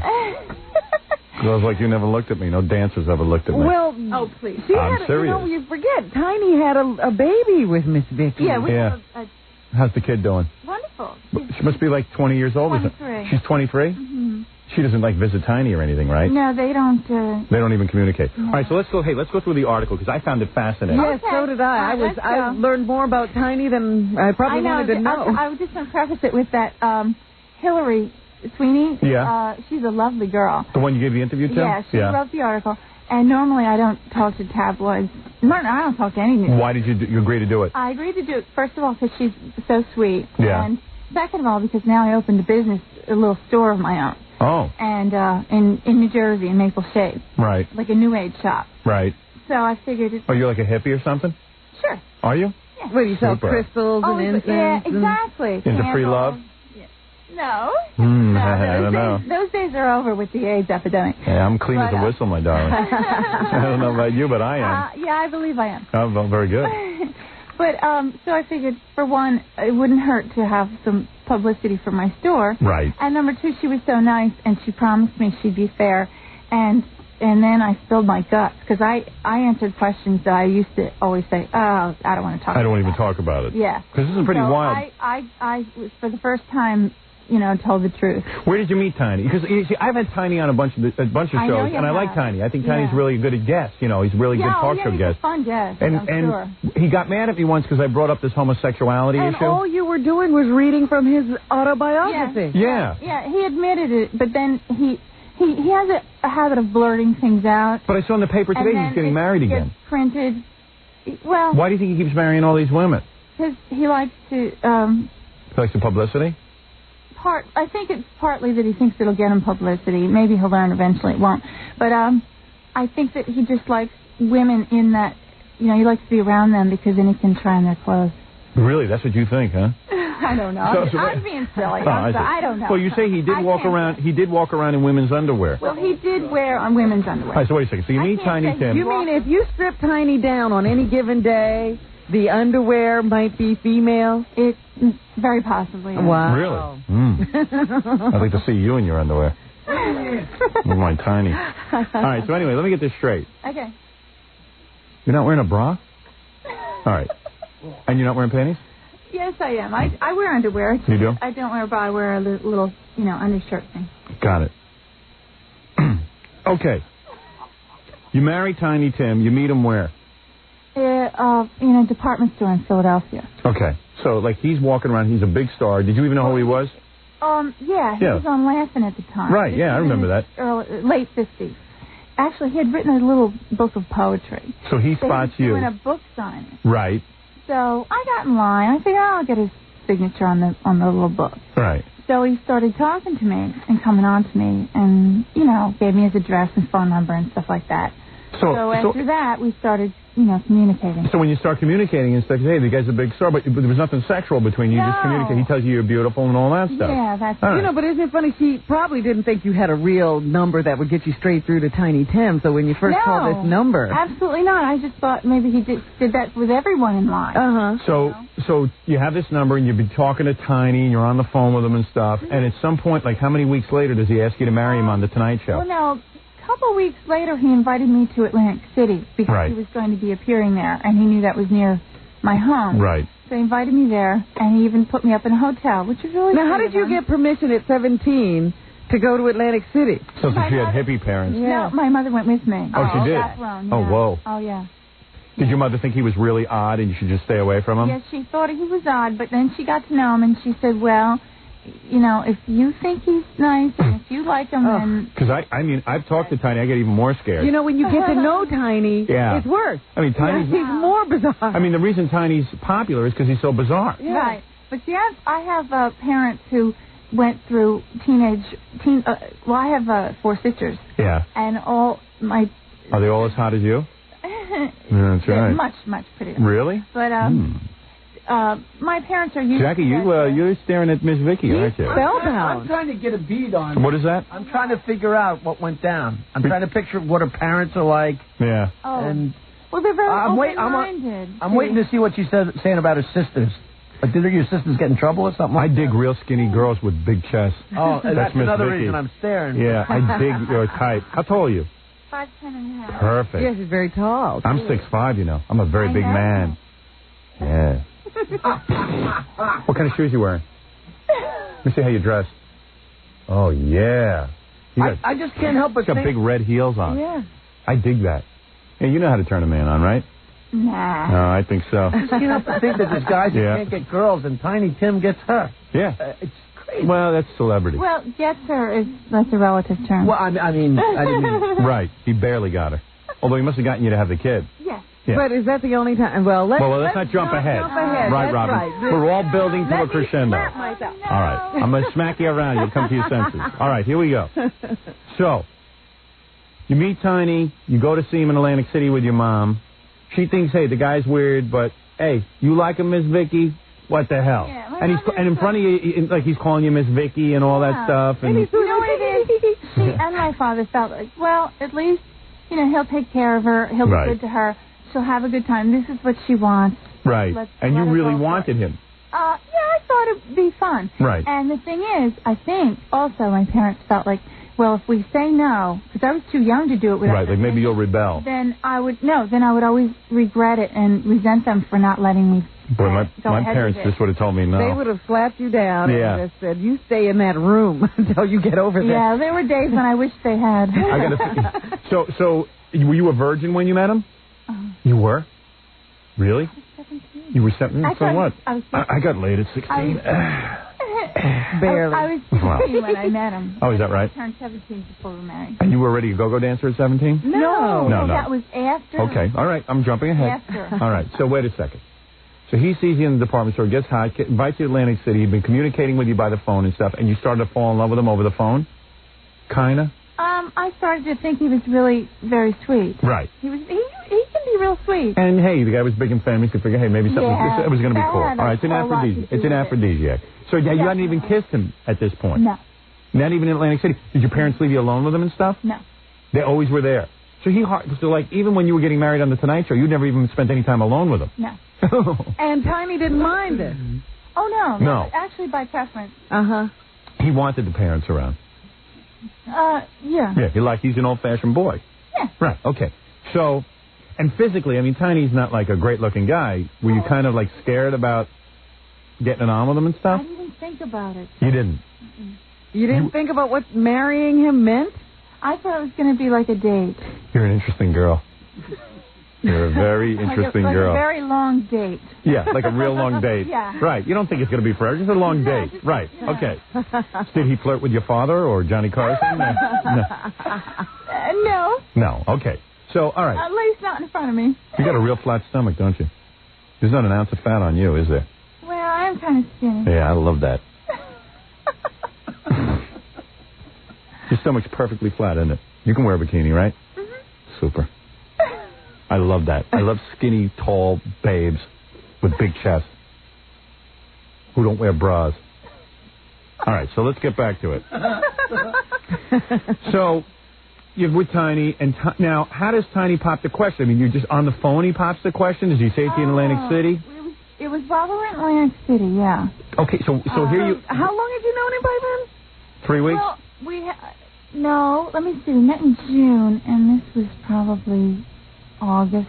August? So 2 months. Something like that. All right. September, August, I think. Okay, so okay, so 2 months, he says to you, let's get married, and he says, hey, you want to get married on The Tonight Show? No. He asked me if I would consider marrying him, and I said, I don't think my parents would approve. Right. And oh my. I think I'm too young. And was he like, oh my, I can't live without you? No. You know, whatever the hell Tiny does. No. He said, well, he wanted to talk to my parents. Right. So, and he did. And he did, and they agreed that you could get married. Yeah. Wow. And he said to you, I insist on you being a virgin when you get married. I don't want to make love to you before then. Yeah. Because you were ready probably to do it, and he was like, oh, no. No, you were not. Oh, no. Really? You wanted to delay it. Well, I knew that he was like that, so... What? Like what? Gay? That he wasn't... that he wasn't... No premarital sex. Yes. Right. Because he's very biblical. Thank you, Robin. Because in all fairness to Tiny, I mean, I've had Tiny on the show a million times, and he said he's not gay, and he's not into homosexuality, and he thinks it goes against the Bible. You know that. Right. He does believe it goes against the Bible. Right. So that's why he's kind of uptight about it. But I remember even at that time him making a big deal about the fact that, the reason they were getting married so quickly was that Tiny didn't believe in having sex before marriage. So you get married in order to do that. We should get Tiny on the phone for this. This is great. Oh, no, please. Don't? Okay. You haven't talked to him in how long? Ages. Long enough. Boy, you just flinched. All right. So anyway, it woke her up. All right, so wait a second. I can't wait to get into the bedroom. Yeah. All right, you know what? Let me take a break. Let me take a break. Let me take a break. Okay. And then, we can all anticipate what it's like that night in the bedroom after the Johnny Carson show. Shh. Don't breathe a word. No, that's fine. That part's fine. And then I'll get to know you during the commercial a little bit. Okay. All right? All right, we'll take a break. What are you giving her eyebrows for? Yeah, what are those eyebrows? Okay, baby. All right, let's take a break. We'll be back right after this with Miss Vicky. All right. More to come when the Howard Stern Show returns in a moment. 97.1, The Eagle. 7:54 at the Eagle. This is Brad. It's 8:02 at 97.1 The Eagle. Howard Stern morning. Pure rock. All day. 97.1 The Eagle. It's the Howard Stern Show. Here's Howard. Sitting here bonding with Miss Vicky. How did you do? Real good. I think she's in love with me. That's what I think. Right? You are. Let's face it. I could get you, couldn't I? Yeah. Damn it. Hey, Robin. What? See the eyebrows? He's doing the eyebrows. Anyway, okay, so let's get back to it, because this is a pretty cool story. Okay. All right, because I said to Miss Vicky during the commercials that I think everyone, at least in my age group, it's sort of one of those milestones. Where were you when John Kennedy got shot? Where were you when Miss Vicky and Tiny Tim got married on The Tonight Show? I was right there watching it. Yeah. And Miss Vicky tells me that same year, our astronauts landed on the moon and Miss Vicky and Tiny Tim's wedding outdrew the moon landing. Yep. Well, not by a lot, but... it was the highest-rated Tonight Show ever, wasn't it? Jackie said, can you imagine if Miss Vicky and Tiny Tim got married on the moon? Do you realize the ratings? Forget about that would have been something. Actually, I think that Johnny Carson did beat that with his last show. Oh, really? His final show. Yeah, that was the only other show. But even dying Michael Landon didn't beat them. Dying Michael Landon was paled in comparison. Pardon the expression. All right, so anyway, so you're on the Tonight Show, Miss Vicky, and you're so at some point, I don't know who comes up with the idea. Here's how it happened. All right. We had gotten engaged. Right. So he was booked for the Carson show that week. Right. So he asked me to go with him. So I sat in the green room. Right. Well, I'm sitting in the green room watching him on this monitor, and he announced to, Johnny Carson and the world that he was engaged to be married. Right. And Johnny Carson said, oh, that is really neat. How about if you have the wedding on our show? Right. Spontaneously, he said that. Yeah, just like that. Yeah. So Tiny Tim said, sure, great, okay. But and now all of a sudden, asked me, right? Well, who cares what you have to say? You're just a 17-year-old girl, and I didn't think that was a real good plan. So afterwards, we discussed it, and I said, I'd rather not. That's not really what I had in mind. And he said, oh no, this will be great. It'll be great. It'll be great. But you had to have had a wacky life. I mean, when a 37-year-old guy comes up to a 17-year-old girl and says, I want to marry you, and he hasn't had sex with you, he hasn't really come on to you. Anything, you have to expect anything. There's something wacky going on, right? So the whole scene was wacky. Now, who was telling you to be great? Johnny Carson didn't approach you about this. He wasn't in on it. No, Miss Vicky. Did he come over and even say hello to you? Or yes, he did, he actually. Did. Yeah, well, he smelled the ratings bonanza. He came to the green room, and he introduced himself, and he was really, he's really nice. He didn't care that it was a 17-year-old girl in there. He was asking to make the biggest mistake of her life. No. He didn't care that they were railroading her into this. What was he going to say? Don't do it. All right, but you were probably turned on by it. It was exciting. You get married on television. Actually, no, I hated the idea. You did? But, I mean, you were sort of in it to just see what the fame was all about. I wanted to go to Hollywood parties, and travel around and all that stuff. But getting married on TV, to me, was like... real scary. Spooky. Especially when you're marrying Tiny Tim. Yeah. So anyway, Tiny calms you down afterwards, tells you to get married. Now, do you see him before the wedding on TV at all, Tiny Tim, or you just meet him there that day of the show? That day, I didn't... had you been in contact with him before the wedding? Were you two seeing each other and all that? Yeah. And what was the most you'd done? Did you even kiss at that point? No. Never. Were you anxious to kiss him? No. Did you hold his hand and stuff? Yeah. That you did? Mm-hmm. Wow. And you'd never seen him naked, and he had never seen you naked? No.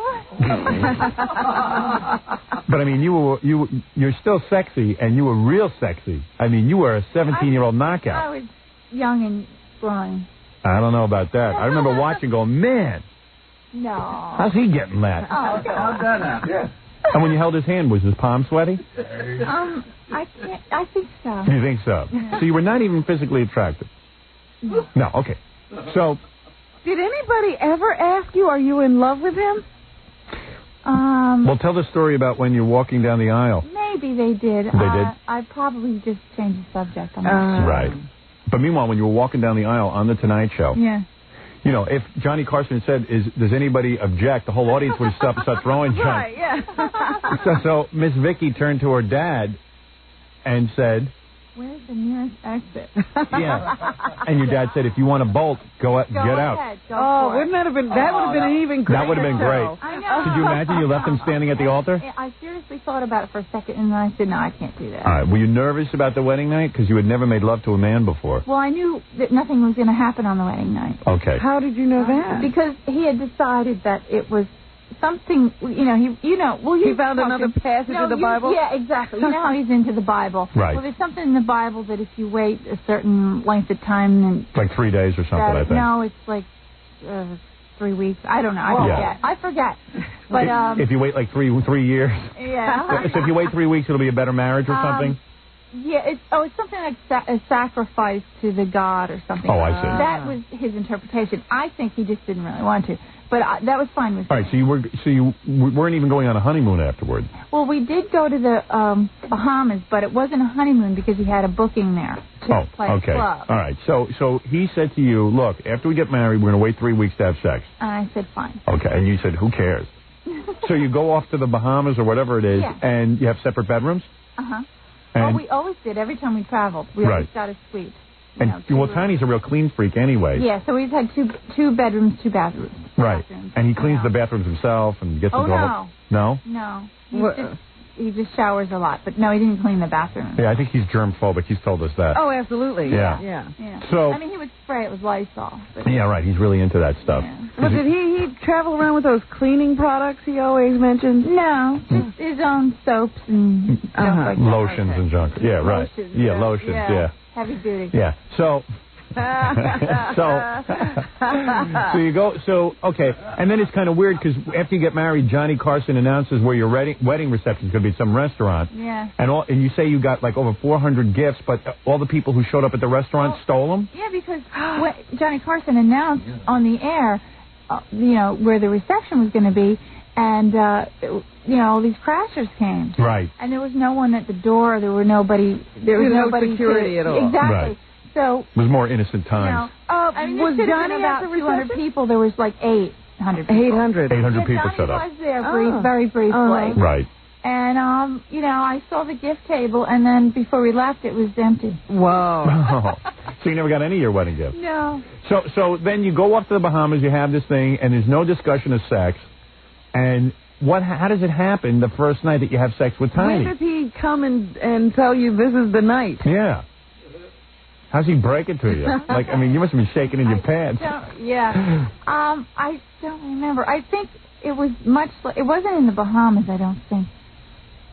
I don't know. I don't remember where it was. It was later on. It was much later on, and I don't know. I think he just knocked on my door one night. And said it's time. No, he just, I know. He knocked on my door, and he said, why don't you come in my room? Uh-oh. And, that's okay. I hope you had a sack full of lewds. I didn't know about them back then. I wish I had. Could have been sedated. I know. I used to do a lot of lewds when I was, when I was with somebody I didn't want to be with. I used to do like 2 of them, and then I was like, wow, you look really good. Everything looks good. Everything looks good. I would have had sex with Tiny. Yeah, right. All right, so he calls you into the room, and what are you wearing to go into the room? Did you have a special wedding, a peignoir or something? No, I think he didn't even know this was going to happen. Right. So did he tell you to get naked, or was it romantic? No, he just brought me in, and I think he had ordered room service, so we had dinner. Right. And wine. And he told you were beautiful and everything? Yeah. And so even Tiny knew you needed to be a little drunk. Yeah. No, I ordered the wine. Right. And did you have a suspicion that this was going to be the night? Yeah. You did, because this was an unusual thing to be in the room. Yeah. I understand. And did he spray you with Lysol and stuff? Actually, I think he did ask me if I had showered or something. He did. That's when I had the first clue. Yeah, that something was going to be going on. And were you anxious at all? Because, after all, you were a virgin. You were probably curious what it was going to be like. Yeah, I was. Yeah, okay, so... Did your mother, since you were a virgin and you were going on TV to get married, did your mother pull you aside and say, look, I got to tell you what's going to happen? She didn't, but I don't think her mother could have figured out what was going to happen with Tiny. Yeah, you're right. Yeah, that was off the scale. I was going to say, she told me later, she said, I really feel bad because I didn't ever, discuss it with you. But I didn't know what to say because in this case, who knew what was going to happen? Yeah. She said, what could I have warned you? How could I have prepared you? I didn't know what, maybe I would have told you the wrong thing. All right, so he says, we're going to make love. So, no, he didn't. It wasn't a no. It wasn't a... Did he make a move on you? Yeah, he just kind of lunged and then... And started kissing you? No. No kissing? No. Did he take your clothes off at least? Some of them. Some of them. So you had some clothes on. The necessary one. And did he take his clothes off? No. He was dressed? I think so. So you just pulled his fly over or something? Oh, man. Oh, stop it. I'm not thinking about this anymore. Is it that bad? Bringing back bad memories. Yeah. So the heebie-jeebies. So it wasn't like a real long time that you did it. It was about 30 seconds, and then it was fine. Did you cry or anything? Yeah, for about a week. No. Really? Did you cry? You didn't?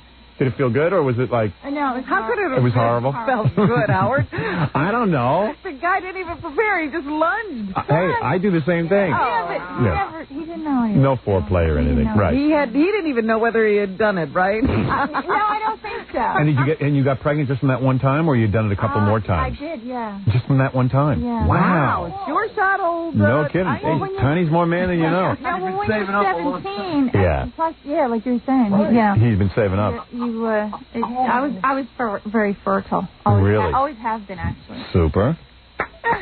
Nothing wrong with that. You're very proud of that. So one time, and now you're pregnant? And the thing is, he believes in, so he told me at the time, now I don't know about now. Sex for just procreation. Exactly. Right. Well, I've talked to him a bunch. Sex for procreation. As soon as the baby was, we knew the baby, then that was that. Right. So he didn't even try to touch you again? No. Well, that was good, though. Now, so what's all this junk about, like, Tiny, you didn't make love for 6 months, you walked around in women's underwear, and... see, that, Hillary, I don't think she wrote that, because she said her editor, did some work on it. So you never saw him walking around in women's underwear? I didn't see him walk around in it. I mean, I knew that he had it, because I used to pack his suitcase for him. Right, you said you were packing his luggage for him, and you made a startling discovery. But I didn't tell her this, but I did ask him about it, and he did admit that it was his.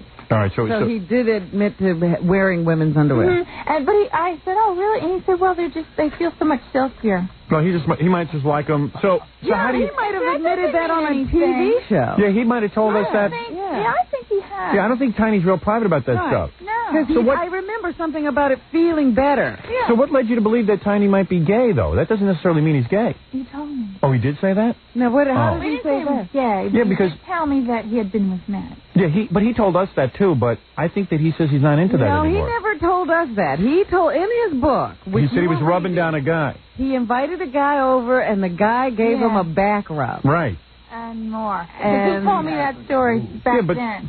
But according to Tiny, he prayed to his Lord Jesus Christ. And it removed that desire. Yeah. So while he doesn't, maybe he doesn't get it on that much with women. He might have removed that desire that day. Oh, really? Well, you don't know for a fact, though. In the article, doesn't it say? You do? How do you know? After we were married, after I had the child, we had an apartment, a very large one. Yeah. So I had like one wing and he had the other wing. And he had a lot of friends over. A lot of guys? But you didn't see anything going on, did you? No, but they used to all disappear. Right. Well, you say that in the article it says she heard, the baby was in the house. Right. She could hear Tiny and his little friends, over there laughing and giggling. Hey, it's just a party. I have guys over to parties. Sure you do. In fairness to Tiny. In women's underwear? Well, some of them wear women's underwear, but what is it, a fa-fa-fo-line? In that book that you talk about where Tiny said a guy came to rub him down, his explanation was that the guy gave him a back massage and then he lost his seed. Right. But Tiny does say that he loves women. I mean, the guy keeps marrying women and dating women. I mean, why would he doesn't live with them. He lives in Indiana somewhere, and there's Miss Jane. Jan never lived. He never lived. They never lived together. Well, you think that's a bad arrangement? I don't think it's a bad arrangement, but great. I told my wife I want to do that. I might go live in Indiana. Hey, listen, we all lose some seed here and there while I get a back rub. No fairness to the guy. It happened to you. Right. Yeah? Right. Yeah. No, that's not true. That is not true. I'm all man. I just put a knife in my heart, Rob. So anyway, then you have I guess you have the kid and you're still married when you have the kid. And how long did the marriage end up lasting? Well, let me see. My daughter was about almost 2. So about 2.5 years, maybe? Something like that. Yeah. Maybe less. Well, I remember... It was off and on, too, because I kept running home to my parents. Is she uptight about being Tiny Tim's kid, or does she dig it? No, she was when she was very young. Right. Because they used to tease her in school. And it's funny because the kids didn't know, her classmates didn't know, but the parents. Yeah, parents are a pain in the ass. And then they tell their kids, and the kids start reacting. And then the kids would say stuff, but the kids didn't know. Yeah, right. The kids wouldn't care unless their parents were feeding them material. It's always interesting to me how they're always blaming TV for everything. But this is exactly what happens. The parents set the kids up, and the kids go out and act. Parents are dicks. They made it difficult for her. But now she's fine with it. Yeah, what is she doing now? Is she married and stuff? She's married, she has children, and she's doing very well. Oh, so you're a grandmother. Miss Vicky is a grandmother. Wow. You're a grandmother. You look pretty hot for a grandmother. I'll tell you that. I dig your shoes. But Tiny, does he ever, did he call, stay in touch with his daughter, or help raise her in any way? So when's the last time he saw her? I don't know. Really? probably not for many, many, many years. So he doesn't even know he has grandkids. Yes, he does. I did inform him because I thought he should know. Right. Wow. But I don't believe he's ever seen them. Are you bitter to Tiny? No. You don't even care. Well, it probably sounds like it from that article. Yeah. But you don't even care. Did you see our pay-per-view special or the tape with Tiny? No, I don't have cable or anything. You ought to check it out. You ought to check out the tape. Why? No, because it's funny. You see Tiny, like, Tiny smooth with the ladies. Oh, yeah. He is. He's smooth with the ladies. So, and is Tiny Tim a large man, or is he hung like a ukulele? I don't remember. Oh, don't plead the fifth on me. He really only made love to you that one time? Well, it couldn't even be called making love. No, there was maybe a few other times. Really? Yeah. See, what? I think, like, if Tiny had some feelings for guys, I think he's repressed them, and he's definitely, or he's just not acting on it like he said, and somehow he came through a revelation, and he does want to be with women, even if it's only once or twice a year and stuff, but I don't think he's gay. No, see, I have a different... Oh, that's ridiculous, Howard. You do? What's your take? He doesn't want to be with women. Right. Well, Robin, you can understand it. Let me address this to you. Do you ever look at a magazine or a picture or see a woman and go, wow, she's really attractive? Right. Sure. I wish I looked that good. No, I mean, you look beautiful, but, I do that. You look at a woman and go, wow, she's really beautiful. That's how he looks at women. Wow, she's really pretty. Because he would like to be one. He would like to look like a woman. That's what you feel, right? That's your opinion. Yeah. And he doesn't like women. He doesn't respect them. But I think you do say in that article something about Tiny saying nasty things to you and telling you were worthless. Yeah. So that doesn't sound very nice. No. Well, you're not worthless, believe me. As far as there's nothing wrong with you. But as far as liking women, I think he hates women. Yeah. Well, I like I've always women. had that sort of strange feeling because he's always like, yes, Miss Clippers, Miss Robin, and all that stuff. Yeah, but it's a bunch of baloney. Right. Well, I'll have to have Tiny in to rebut. That'll be a good one. That'll be a good show. So, Miss Vicky, you now are living happily ever after. You own a shop. Yes, I do. What's it called again? It's called Aqua Luna. Aqua Luna, very space age. Yes, and it's kind of like a hippie store. You got candles and incense. I dig that stuff. Yeah. And crystals and what else you got in there? I have books. Books and junk. New Age books. Yeah. And jewelry and. Yeah. So you open that up and you got the kids, grandkids, and there you are. Well, it's nice to know what happened to you after all these years. Yeah. I haven't seen you. That's right. And you used to be a go-go dancer? Yeah, I was a go-go dancer. I remember in the early years. Want to dance with me? Okay. You would? All right. Oh, yeah. I remember when, they broke up because I remember Tiny being on some TV shows and he's, yes, Miss Vicky left me and, now she's, dancing in clubs. Yeah. He's crying on TV and what kind of go-go that. dancing? Like you could actually get up in a cage and start dancing and stuff? Yeah, with little hot pants on. In the 70s, You know how to dance the hammer? It's all good? Anything. I'll dance with you. That'll give me a chance to get my hands on you. Then I can get my hands on you if I dance with you. Super. Right, Robin? Just an excuse for me to maul you. Okay, isn't it? I dig dancing. I don't know how to dance, but I know how to, touch you and stuff. Let me get a good song on. This hammer song will get you all sexed up, too. Okay. Yeah. You'll be going nuts in 2 seconds. Howard's favorite dance song. Yeah. Oh, yeah? Can I touch you when I dance with you? Will I? Yeah, but it's a big deal. I'm a regular guy. Of course you are. Yeah. This is music that's good to grind a grandmother with. All right, now here, Miss Vicky, come over here. Miss Vicky. She's still got the name Miss Vicky. Yeah, take them off. I'll bring them over here. You can wear them over here. Oh, good. I like to dance with my guests. You're damn right. Oh, look how tall you are. That's good. Here, put on your headphones, and we can hear music. Are you ready? I'm ready. Okay. This is a little dance segment, Robin. All right. I do this for our TV camera. This is the dance portion of the show. This is the dance portion of the show. Now, look how tall you are. Oh, look how tall you yeah, are. I can get into that. Wish my wife would grow a few inches. You ready? Now, this is some of those black songs. You know what I mean? Come on. Let me see how you dance. Wow, you can move. Look at her move. Wait, whoa. You really were a dancer. Come here. Robin taught me that when I slide my hands all over a woman's head. Yeah. How do I feel? Wonderful. Hey, I'd like to get it on with you. How am I doing? Hey, look at Miss Vicky. She can move. Man, for a grandmother, you're moving, honey.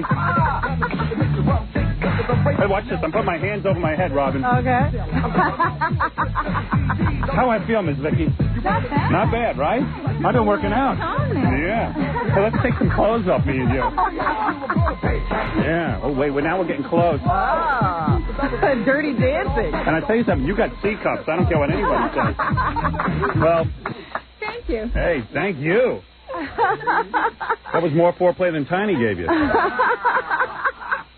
Oh, yeah. I was getting a little... she had better sex in her other relationship. She was pretty good, huh, guys? I hope you enjoyed that as much as we did. I'll be thinking about that tonight. You'll be in my dreams. Anyway, I want to thank Miss Vicky for coming in. Yeah. And when we come back, you know what we got to do? We got to play the tapes of Chevy Chase. Oh, his press conference. And then Steve Gorilla's got to sing that song, I'm So Zegsy. All right. Oh, yes. I heard you this morning. Yeah, I'm So Zegsy. You'll like this one. Zegsy. Yeah, thanks, Miss Vicky. We'll be back. Thank you very much. Hey, how much you weigh? 112. Wow. You're almost 6 feet tall and you weigh 112. That's super. That is Zegsy. That's beautiful. All women should be like that. She's just Zegsy but tiny dim. Do you eat anything or what? You do? Like a pig. You eat like a pig? Super. All right, we'll be back right after these words. We're back with the Howard Stern Show. Here's Howard. Hey, Gary, get in here. I got to work something out with you. I want to groove here for about a half hour, and then you can put that phone call through. I want to see if I can arrange that. Just trying to organize the show. Give me 1 second. Okay. This should be done off the air, but Absolutely. people aren't supposed to see the seams. Yeah. Can you make that happen in about a half hour? Okay. And then let me do some stuff here? No problem. All right, thank you. Okay. A little behind the just scenes. supposed to run along. A little behind the scenes action. Very unprofessional. I apologize to my wife, Nancy. All right. I like that little dance segment I do with the guests. It really gets me going. It's better than your tickling machine, isn't it? Well, no, let's not say that. I was going to try and get Senator Arlen Specter in the tickle machine, and then everyone told me it would be inappropriate. I see. So I didn't do it the other day. I tried to sort of conduct myself in a reasonable fashion for once.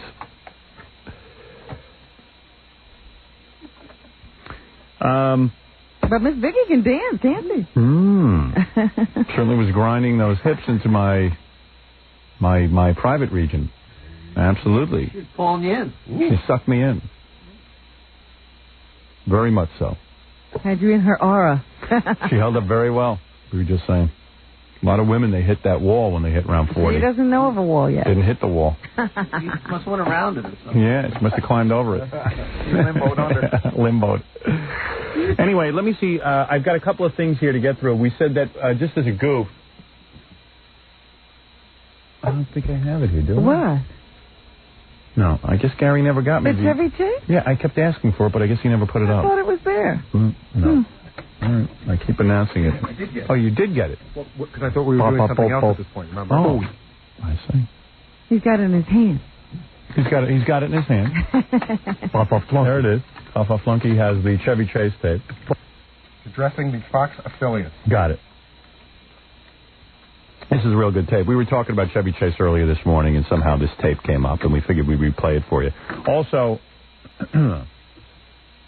while we're waiting for the tape, maybe I should get Gorilla in here to try the song. All right. Does he know his part? No. Because we just finished writing this thing 2 seconds ago. This intern, Steve Gorilla, who's been interning for us for the last 12 years. Yes. Who But apparently, he's managed at least to stay in college while he's doing it. yeah, he's been in college for 12. How long has Gorilla been with us, Gary?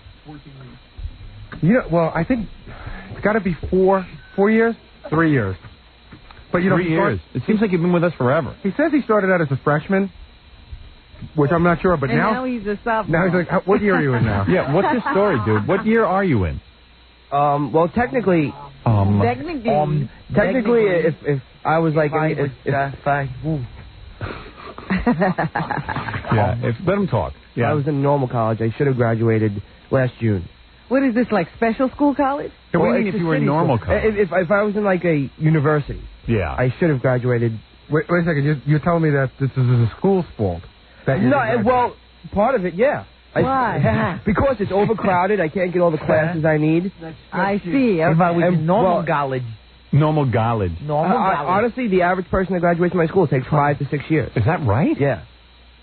You have to take 18 credits plus summer classes to graduate in 4 years from And you know you're going to get out and you're going to be totally worthless on the job market. I guess maybe, I think you're totally wasting your time. Okay, what should I do then? I don't know. I mean, don't ask me. You got to think about it. Question though. He says the normal person that takes 4 or 5 years. I mean, 5 or 6 years. What is it going to take him? 15 years. Because this guy can't even speak English. I'm in no rush. You're an embarrassment to the college, I decided. Okay. You really have trouble. Well, decided now. You decided at the first thing. Because you're having trouble speaking. I mean, you know, that's basic language skills. We better take it easy because the last time we discussed Gorilla's college on the air, there was a whole meeting behind the scenes, and they were very upset with him, and they were even talking about getting him in trouble. Remember? Oh, is that right? Well, that was only because somebody called up and they opened my file, and they weren't supposed to. Well, didn't they tell us at the time that Gorilla was taken into the school under a special kind of consideration? Yeah. Well, because I was late. The Forrest Gump degree. All right, anyway, because you mangle the English language so beautifully on our show. Thank you. For example, when you say the word friend, you say Fred. Fred. And when you say College. College, you say Gollegge, college. Zummer glasses. Zummer, Zummer glasses, Glasses. And dignology. We decided the song I'm Too Zagsy would be a perfect song for you because you always say Zagsy. Okay. But Fred, you should sing it first. So he knows. I'll give him a taste. Give him a taste so he knows how to do it. Right. All right? Very good. So hear Fred do it, and then you'll do it, okay? Wow. This is a live recording session with Grillo. Grillo gets his own song. Desding. 1, 2, 3, 4. All right, here we go. Did you ever sing before? No. All right. I've got a lousy voice. I barely speak. Maybe you're like Mel Tillis or something. You speak better when you sing. I'm not that lucky. All right, here we go. I'm so sexy and so bald. So sexy and so bald as a wall. I'm as sexy as my Fred. As sexy as my Fred. There ain't a hair on my head. I'm Steve Billow and you're not. Steve Billow and you're not. I like to drink and smoke bod. Ow. My girlfriend yells at me. My girlfriend yells at me. Who? I'd like to kick her in her teeth. I'm an intern. I don't get no gash. And I always go out for Howard's broccoli. For Howard's broccoli. For Howard's broccoli. Don't put no butter on Howard's broccoli. I'm so sexy when I dog. So sexy when I talk. I talk like Jerry's kids walk. I get kicked out of my house. Get kicked out of my house. My parents think I'm allowed. I got an uncle who smoked cigarettes. He lost his throat to throat cancer. Smokes through his blowhole. Smokes through his blowhole. He lost his throat and now he smokes through his blowhole. It's a little break. Every day I bring the turkey. I bring my boss the turkey. I must be some kind of jerky. I'm too stupid for discussion. Too stupid for discussion. I talk like I have a concussion. Hoo-ha! Boy. Oh, I see. Now that's a good song. Wow. I love it. There's no way I can top that. What do you mean, top that? You're going to top that? No, that's it. Freddie's give him some new lyrics and let him do it. There you go. We have tons of lyrics for you. I'm sure you do. They couldn't. There's no way I can do that. There's no way. You can do it. No. So You're negative. a college student. You're a college graduate. You're in show business. Well, let Freddie stole the show, man.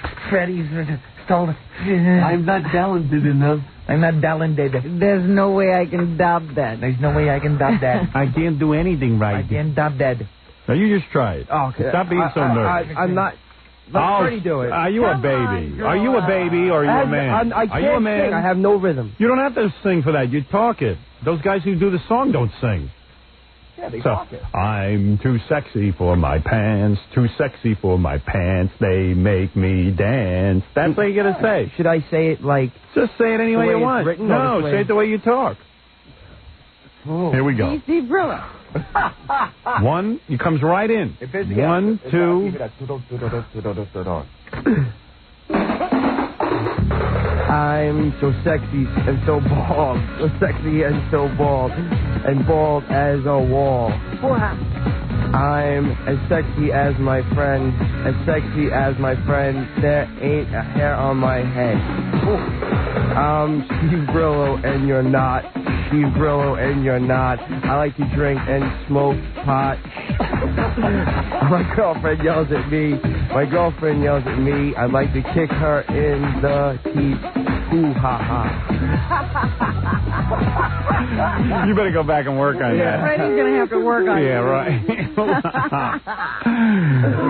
Any idiot can sing that. Give me that. What's Really? trouble with you? I'm too sexy. I'm an intern.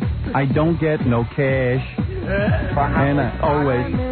I got no cash, and I always go out for Howard's broccoli. For Howard's broccoli. For Howard's broccoli. Don't put no butter on Howard's broccoli. I'm so sexy when I talk. So sexy when I talk like Jerry's kids walk. What do you mean you can't get this? I get kicked out of my house. Got kicked out of my house. My parents think I'm a louse. What's the matter with you? How can you not sing that? Silly boy. So dopey. For goodness sakes. I can't do it. I never think I can't do it. I like that line. I talk like I have a concussion. Yeah. And you get working on that. Here's all your lyric sheets and get to work. I got a broad at the pay-per-view, a broad at the pay-per-view. I got a broad. At the pay-per-view. All right, very good. We got to take a break. I'll come back and do the Chevy Chase tape for you right after these words. We'll be back with the Howard Stern Show. Don't go away. 97.1, The Eagle. 8:43 at The Eagle. This is Brad Back. Sweet day. It's 8:49 at 97.1 The Eagle. Call Howard on the Eagle's toll-free line, 1-800-54-STERN. You're listening to the Howard Stern Show. Once again, Howard Stern. All right, thank you. And, okay, you got a choice now because I'm running short on time today.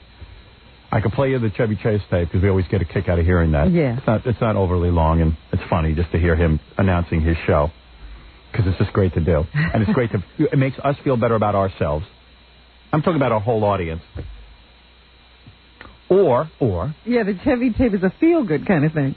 Black History Month is coming dangerously close to being over. I have to look for black people who are going to play Black Jeopardy. Well, that's true. And I have the Ku Klux Klan message, which is about Black history, which I have yet to play. Yeah. Now, in light of all of this, what is your decision? I got the Chevy Chase tape queued up. See, the thing is, Chevy will only be good today. There are a few more days in February. Okay. And by the way, Bella Gilbert is coming in. Dracula Gottfried will be here. We've been waiting for this for months. Dracula Gottfried will be here. After months of trying to make it happen. That's right. Dracula Gottfried.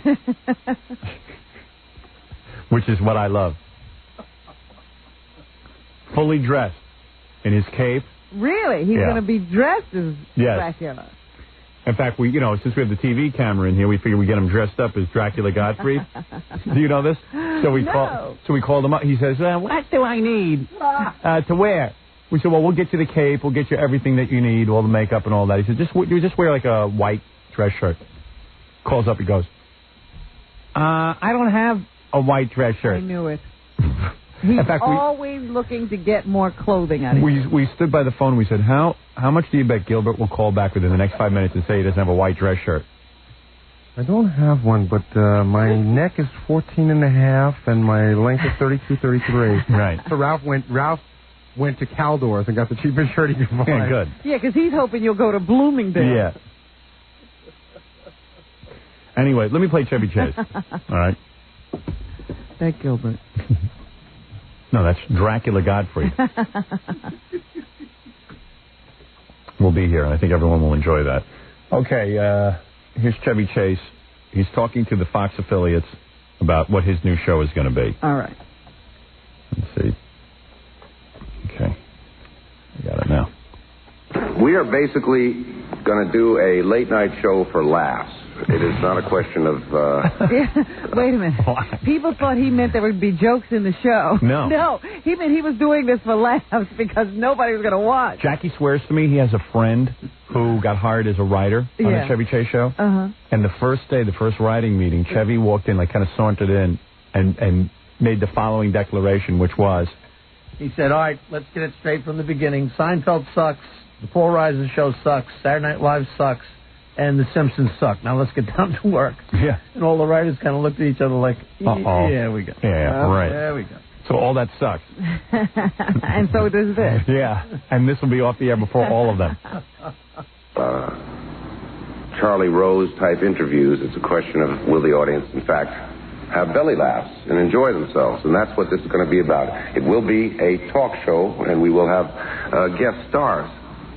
But given the fact that there's not a lot you can do with a guest star that hasn't been done, we have entertainment, we have just about every daytime talk show, and now 2 more. The real issue, I think, is going to be... Not real well thought out for this meeting. Listen, I'm listening to this.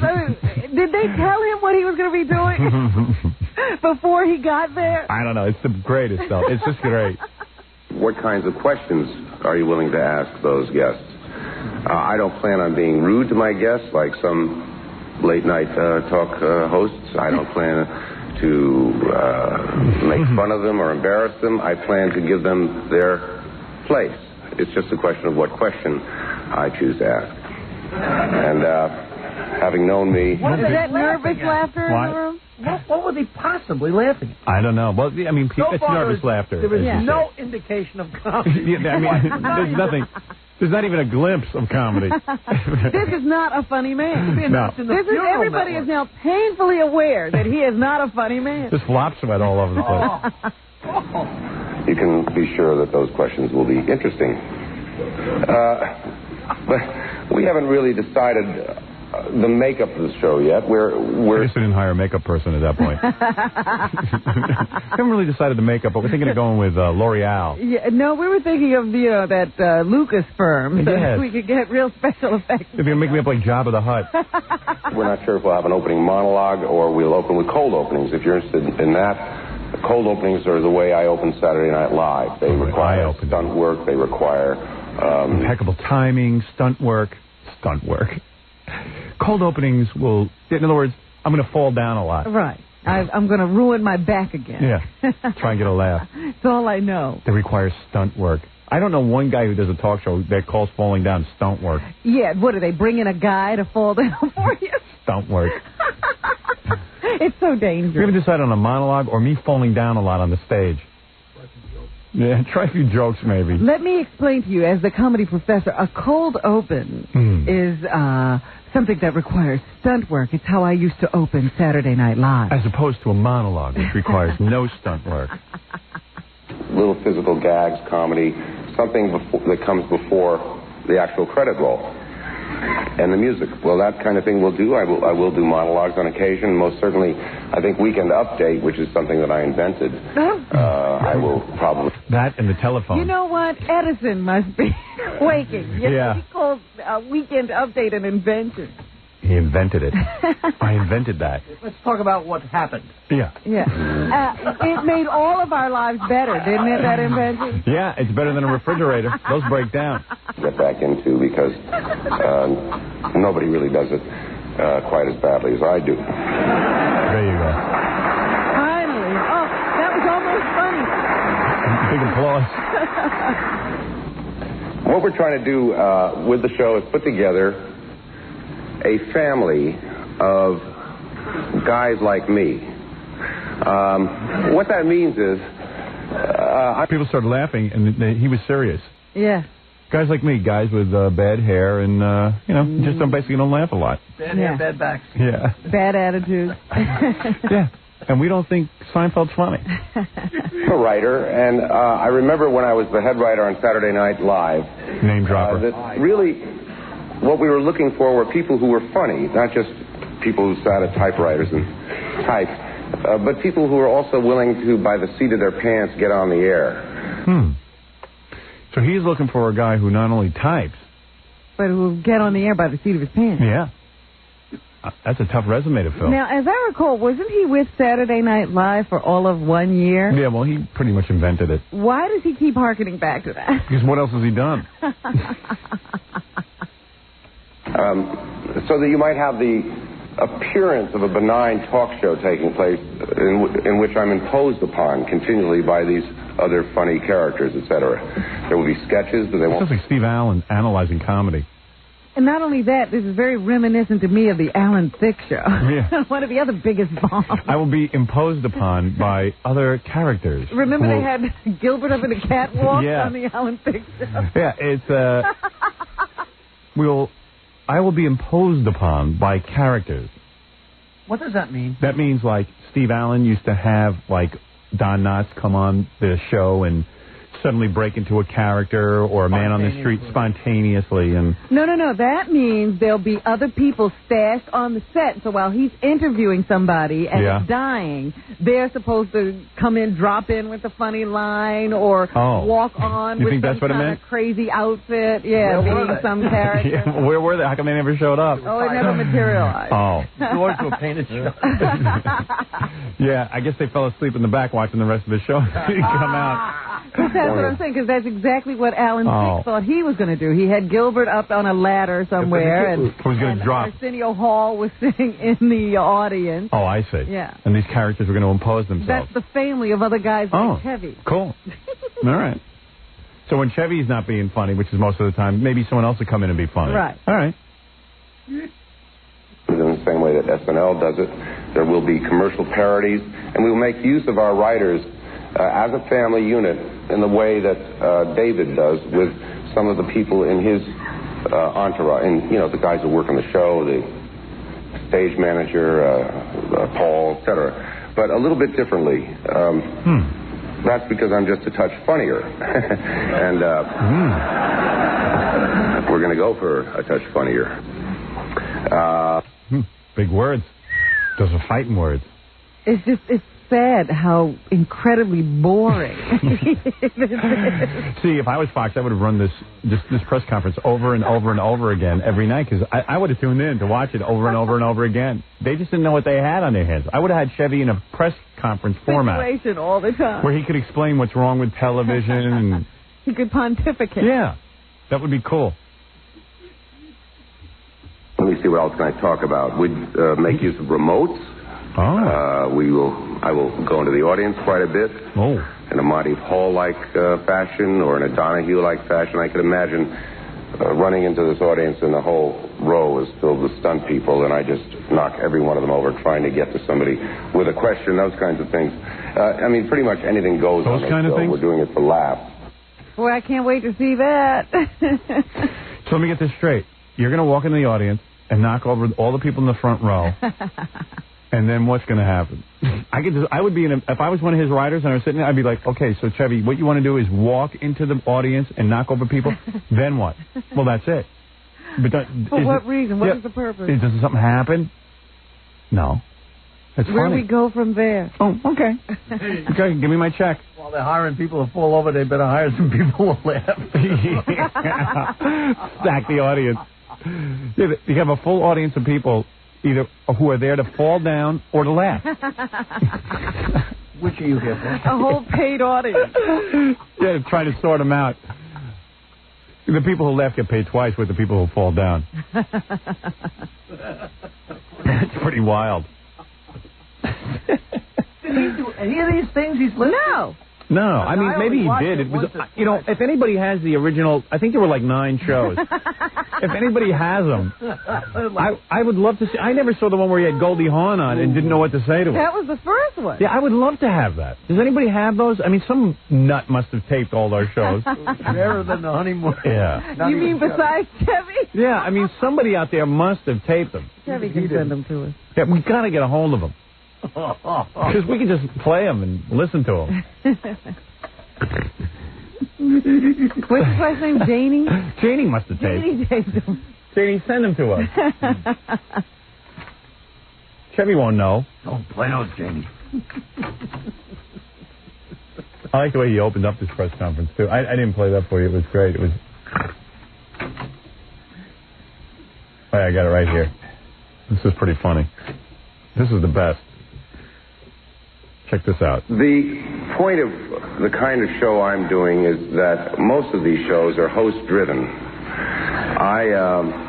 I've been around for some time. I was with Mad Magazine. I was with Groove Tube. I was with... Wow. Oh, God. The Smothers Brothers. I was Anything with in this Lemmings and century? Lampoon. I was, in fact, doing Saturday Night Live when David Letterman was dancing on the Mary Tyler Moore variety show with Michael Keaton. So I've had a little experience when it comes to television comedy. So in other words, those guys grew from this. Yeah. and he regressed. Yeah. Pretty amazing stuff, huh? So I guess those guys suck, huh, Chevy? Because you did something where you, I don't know, acted in a bunch of stuff. Yeah, you were on Saturday Night Live, and they were dancing on the Mary Tyler Moore Show. They've gone on to distinguish themselves. Right. What have you done? Yeah. Nothing. It's cool to put guys down if you've done something. Cops and Robertson. Yeah. What have you done lately? Why don't you, like I think he's mentioned all this old stuff. Why don't you mention the Cops and Robertson and the Invisible Man? Invisible problem. They've, done this, and I've done bomb after bomb. Yeah. And now I got to go on TV. All right, I got to take a break. When we come back, Dracula Gottfried will be here. We'll be in full uniform. I can't wait to see this. First Jewish vampire. I thought that Dracula was supposed to be a tall, imposing figure. Not all of them. This is the one Dracula that was played by a short, little, funny-looking, kind of Chinese-looking guy. All right, we'll be back right after these words. The Howard Stern Show. Here's Howard. Dracula Gottfried will be here in a second, but I just want you to know that on our phone we are very honored that James Brown is calling us in quickly because he's got a date he's announcing in Atlantic City. Yeah. Old friend of the show, James Brown. Godfather of soul. Yow, I feel good. That James Brown. Ow. I, of course, grew up in the black community, and James was a big hero. James was the hero there. And I quickly adapted the moves of James Brown to my own repertoire, so in order to save my ass. So let me go to our phone now. Is that you, James? Hello. Yeah. Papa's got a brand new bag. Good. Wow. Who is this? Good God. I'm going to the Taj Mahal. Come go with me, Howard. It is James Brown. Oh, what do you think? I had a James Brown impersonator? Come go to the Taj Mahal with me. You should have been there last weekend. I was there. You were there? Yeah, I was at the Trump Plaza. Yeah. Well, yeah, that was good. That was very good. I won. Oh, did you do a show there as well? No, I didn't do a show. Just gambled. Nobody wanted to see me. They just wanted me to gamble. Hey, James, when you go there, do you actually gamble? Do you actually go into the casino? Oh, I won a little over 7,000 last time I was there. Is that right? Yeah. What do you bet per hand? Well, I play blackjack, and I play sometimes $250, $300, something like that. No kidding. Yeah. Boy, I'd like to play with you. I'd like to watch that. I'm a good anchor man. And I'm not as good as you are on the hat, though. So you're the anchor man. You sit at the end of the table. That's right. You're the last guy, and you know what to do. I do the same thing when I get on the stage. I sit at the end of the table. So when you do let's say you do a show at the Taj, right? And you to relax after the show, one could actually see you in the casino playing. I come to the casino and I play, and everybody crowd around, and all the broads come on to you. Well, they come on. They got to come on. I mean, I look so good I want to kiss myself, so they got to do something. Really, when James puts himself all together with the hair and the whole thing, they go wild. And James, when you I try to wear my hair too. So you play about $250, $300 a hand. Now, do you play a progression when you play blackjack? In other words, let's say you win a hand. Do you then go up to like $600 a hand? Sometimes I go up, and sometimes I bet the whole bag. Bet the whole damn load. That's right. Yeah. And well, when do you have a system, or is it just sort of how you feel at the moment? Well, what I do, I get Reverend Sharpton to pray for me. Aha. What was that, James? I get Reverend Sharpton to pray for me, and then I go play. Oh, Reverend Sharpton, huh? You know, James has the thick Southern accent. Sometimes I don't catch what he says. Is that what it is? That's right. Oh, he's just saying it. I thought you were raised up in the black community. I was, my man. I could talk like that too, man. That's how I thought. I thought that the whole time I was growing up. You talk like that, man? Yeah, I could do both. I could do black language and white man language. You're bilingual. I'm bilingual. You know what? I got to bring my new record to your house so you can play it for me. Respect me. Where is your new record? It's Respect Me. It's on Georgia Line label and doing fantastic. Yeah, where the hell you been? Come in here sometime. Yeah, we haven't seen you in a long time. Well, I got to come in there before I go to Vietnam. Yeah, he's going to Vietnam. Yeah, I heard about that. He got drafted. No. The war's over. That's for me and James. That's right. James and I both know that we're going to go there and finish the job. James is going over there to bury the hatchet. No, James is going over there to find our POWs. He's on a secret mission. Right? You know, the MIAs are very important to us. Yeah, absolutely. We got brothers, we got cousins, brothers over there. We got many people that shouldn't be there and want to come home. And we got some that want to stay there, but we just need to know they want to stay. Let me tell you something, James. When you go over to Nam, I served over there. Really? Yeah, absolutely. Look for some of the stuff he left. Congratulations, Howard. I killed more gooks than any soldier on the planet. I'm going to tell you something. I once took my helicopter, James, and I crashed it into a whole village. Yeah. But none of your brothers and sisters, so we don't have to worry about that no more. And I'm going to give you one piece of advice. He's in the Middle East as well. Right. I'm going to give you a piece of advice for going over to Vietnam. When you dance, you be careful of landmines. They still got them planted there. Oh, yeah? Oh, yeah. You'll be on stage. You can blow yourself right up.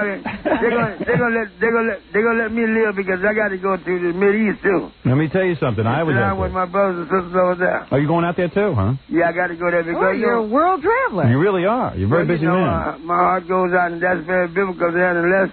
we have peace in the Middle East, we'll never have peace nowhere. And let me tell you something, James. When you're in Vietnam, you're lucky. With your beautiful hair, you don't need a helmet because everything will just bounce right off. That's right. Everything bounces right off. Tell you that. Well, if I don't have enough, I'll borrow some from you. You got a gorgeous head of hair. I sure do. You got a sharp head of hair, Howard. Yeah. But he has nothing on you. They got nothing on you. You got the best hair in the business, my friend. And don't ever... Reverend Sharpton? Yeah, well, Reverend Sharpton's got good hair, but yours is the best. Now, where is Reverend Sharpton? He's been keeping a low profile. Well, he used to be a big loudmouth. Reverend Sharpton will probably be down at the Taj Mahal because everybody else is going to be there. Oh, I'm sure he'll be there. Yeah, I heard he was on a diet. Donald Trump is going to be there. Oh, yes, Donald Trump will be there. Reverend Al Sharpton. It should be one wild weekend, shouldn't it? Well, with Howard, if Howard Stern come, we'll have it now. Now, let me ask you, who's in charge of feeding Reverend Sharpton while he's down there? That's a big job. I was thinking of letting the young lady to be with you feeding. Yeah. Oh, dear. Yeah, absolutely. I think I'm busy now. Yeah, Robin, you can go down to the Taj and feed Reverend Sharpton. Keep him busy. Howard, what about the television show? What about it? Yours. My television show? Yeah. Well, I got it. Well, I got to do it again. Yeah, absolutely. Everybody want me to do that show again. Well, you got to come back on. And let me tell you something. I want to ask you something, Howard. Yeah, go ahead. Why every time when y'all cats get big, when y'all Caucasian cats, y'all want to marry a black woman? Is that right? What was happening? He said, why is it whenever one of y'all you Caucasian cats get big, you want to marry a black woman? Hey, let me tell you something. Why y'all do that? No, let me tell you something. Listen, let me tell you something. Hey, let me ask you something. I beat him to it, you know. What do you make of the O.J. trial? Have you been following it? I tell you what I make of it. I make a lot of prayers, and my love and condolences goes out to the Nicole family as well as what O.J. is going through. Right. And I just be quiet and leave that in the hands of the Lord. Right. Now, you think Well, James has had his own run-ins with the law, the authority. Yeah, but James was innocent. He got framed, right? Well, thank you. Now, I'm going to just stop that right there because, Howard, too many people love us. Let's leave that alone. Now, me and you can talk about me, but let's leave O.J. alone. I hear what you're saying, my man. I hear what you're saying. We're ahead already, right? Understood. We're ahead. But my prayer goes out to the family and to O.J.'s, and I just hope that terrible thing never happened, but I wish some miracle would happen. It wouldn't be what's anticipated. He's going to need more than a miracle, James. I'll tell you that. Well, who knows? We'll see what happens. I think he's guilty of sin between you and me. Well, I know Howard Stern is a good man, and absolutely, I'm gonna leave that alone right there. Yeah, leave it alone. Yeah. Hey, James, so you'll be at the Taj Mahal in Atlantic City this Friday and Saturday. It will be a big James Brown weekend. Anybody who loves the music of James Brown should go down to the Taj Mahal this weekend. Well, just let the lady come to Taj if you don't want to come. Absolutely, Robin will be there. She'll be there. She wants to feed Al Sharpton with a snow shovel, feed him lasagna. You gonna feed her? Have you been with Sharpton when he eats?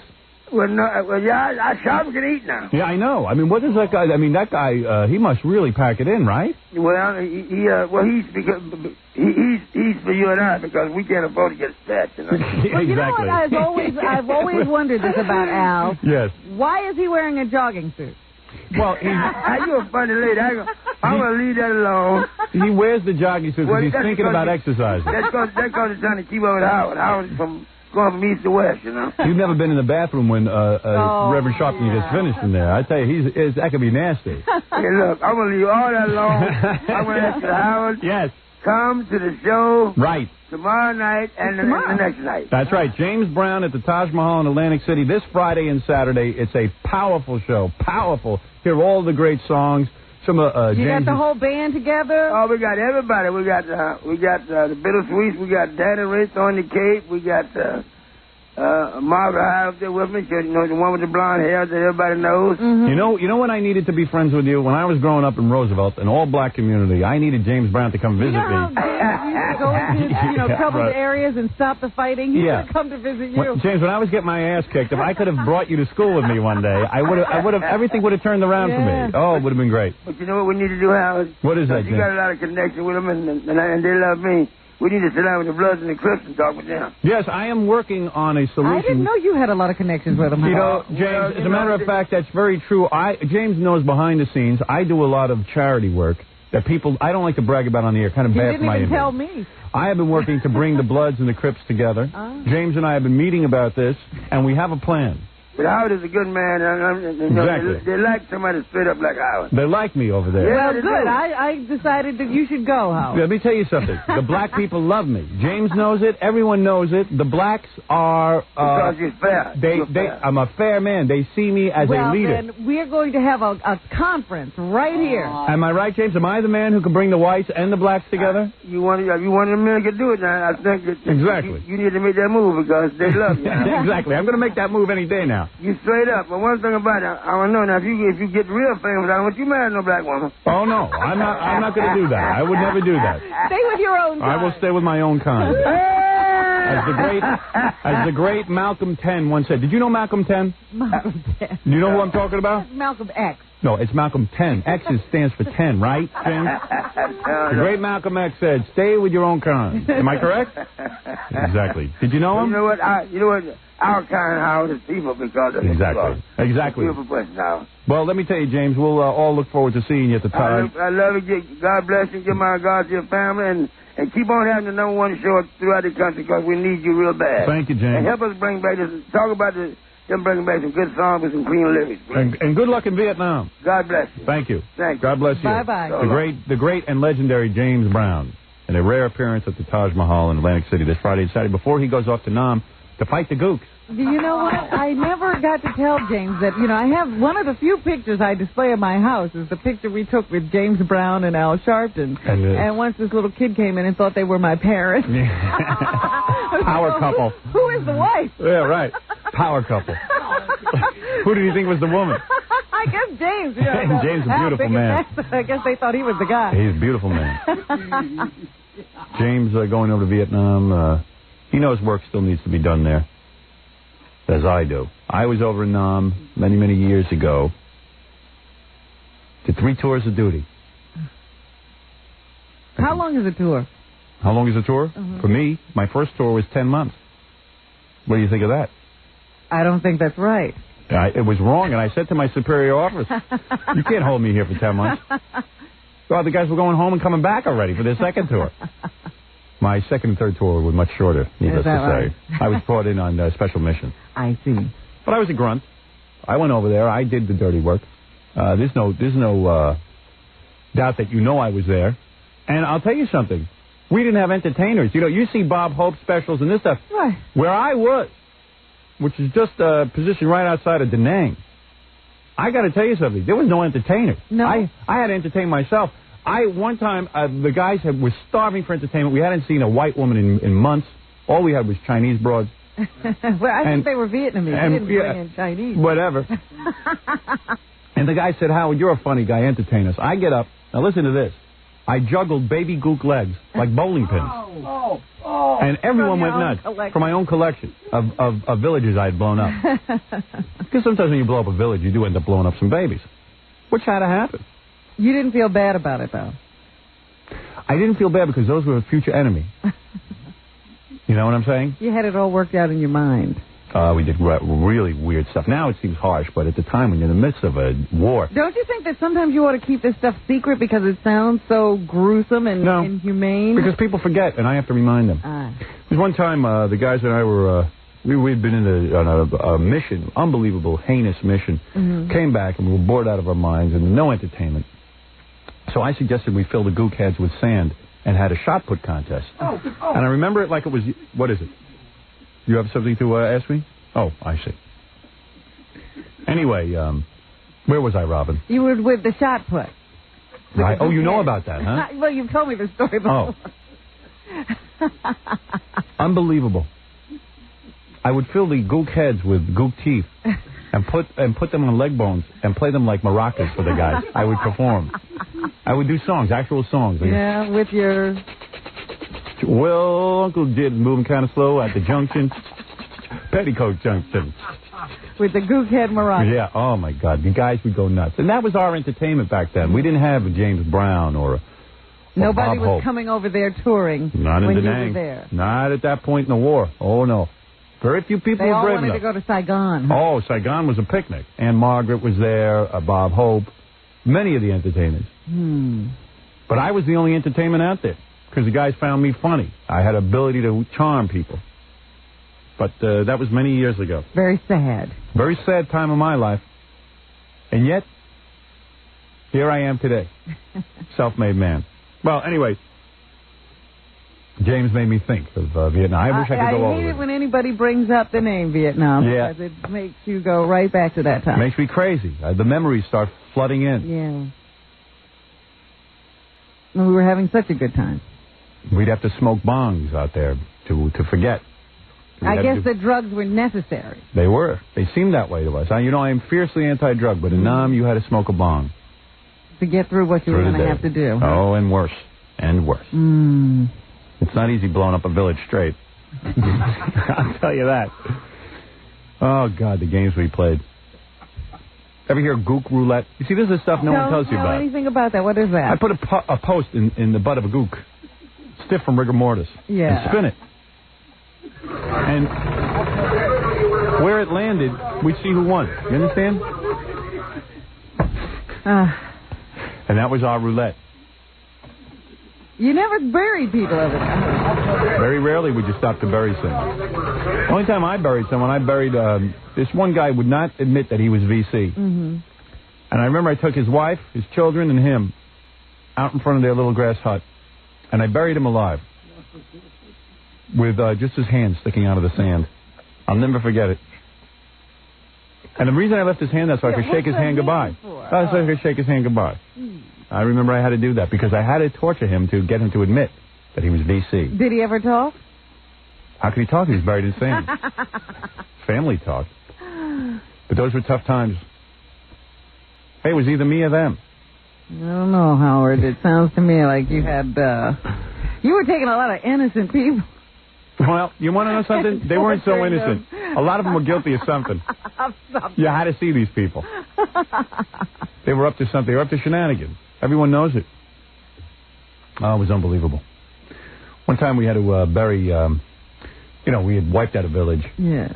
I'm still to this day not sure if they were VC or not, but we just figured they were at the time. Why take chances? I don't know why you've never been brought up on charges. You've admitted to terrible crimes. Well, I'll tell you, no one does. Only Lieutenant Calley, who, by the way, was just doing his job. Anyway, we would bury the bodies with their buttocks sticking out of the ground. Now, what purpose was that? Well, so we'd have somewhere to put our napkins in the crack there. We would put the napkins for the picnic. Park your bike. Oh, you. Oh, I did all kind of nutty things. This is why the guys love me in my platoon. I would bury Kong with their feet sticking up. And I would keep my pen between their toes as a pen holder near my desk. Oh, I was sick back then. Now I'm much healthier. Yeah, I don't know how you got over all this. That's right. I feel like maybe I'm in danger when you're alive. Yeah. Oh, man. Pretty wild stuff I was up to back then. I'm a lot older now. I think you ought to try to forget about it. You shouldn't bring up these things. You don't think I should anymore? No. Well, maybe you're right. Maybe it's wrong. Who knows? I mean, we're trying to open relations with the Vietnamese now. Not me. I'm not interested. I was over there. I know what was going on. The spread of communism. And I stopped that dead in its tracks. They are communists now. Yeah, but it didn't get over here, did it? Thank you. Hey, you can laugh all you want. I didn't see you protecting America. I was in. You were in the Air Force, but you weren't over in Nam. I did what I had to do. All right. Well, you just did because you were being silly back then. You didn't know what else to do. I read your book. God. I told you I used to keep goop tongues in a bottle of water, in a glass of water. I don't remember that one. Why the glass of water? I would use the tongue to lick the stamps, then I write back to my family. Because I didn't want to... My mouth was often dry. I was very inventive over there. You never let anything go to waste. If I killed somebody, I used all the body parts. I can definitely say when you hunted, you used everything. You bet. You damn right. You didn't get into any cannibalism or anything like that. Never would do that. Yeah? Mm-mm. Well, that's good to hear. Never got into actual cannibalism. I came close. I never actually did it. Tell you the truth. You use, maybe some bones as eating utensils. Oh, that I've admitted to that. No, never. The flesh of the Kong? No way. All right. No way. Maybe I can... I'd sooner eat King Kong before Viet Cong. Maybe I can live with you then. Right. No, never would do that, Robin. No matter how bad it got. And it got bad. Yeah. When you run low on rations, you start to look at those people and start thinking, gook butt cheek. Not bad. Needs a little turkey hot sauce, but...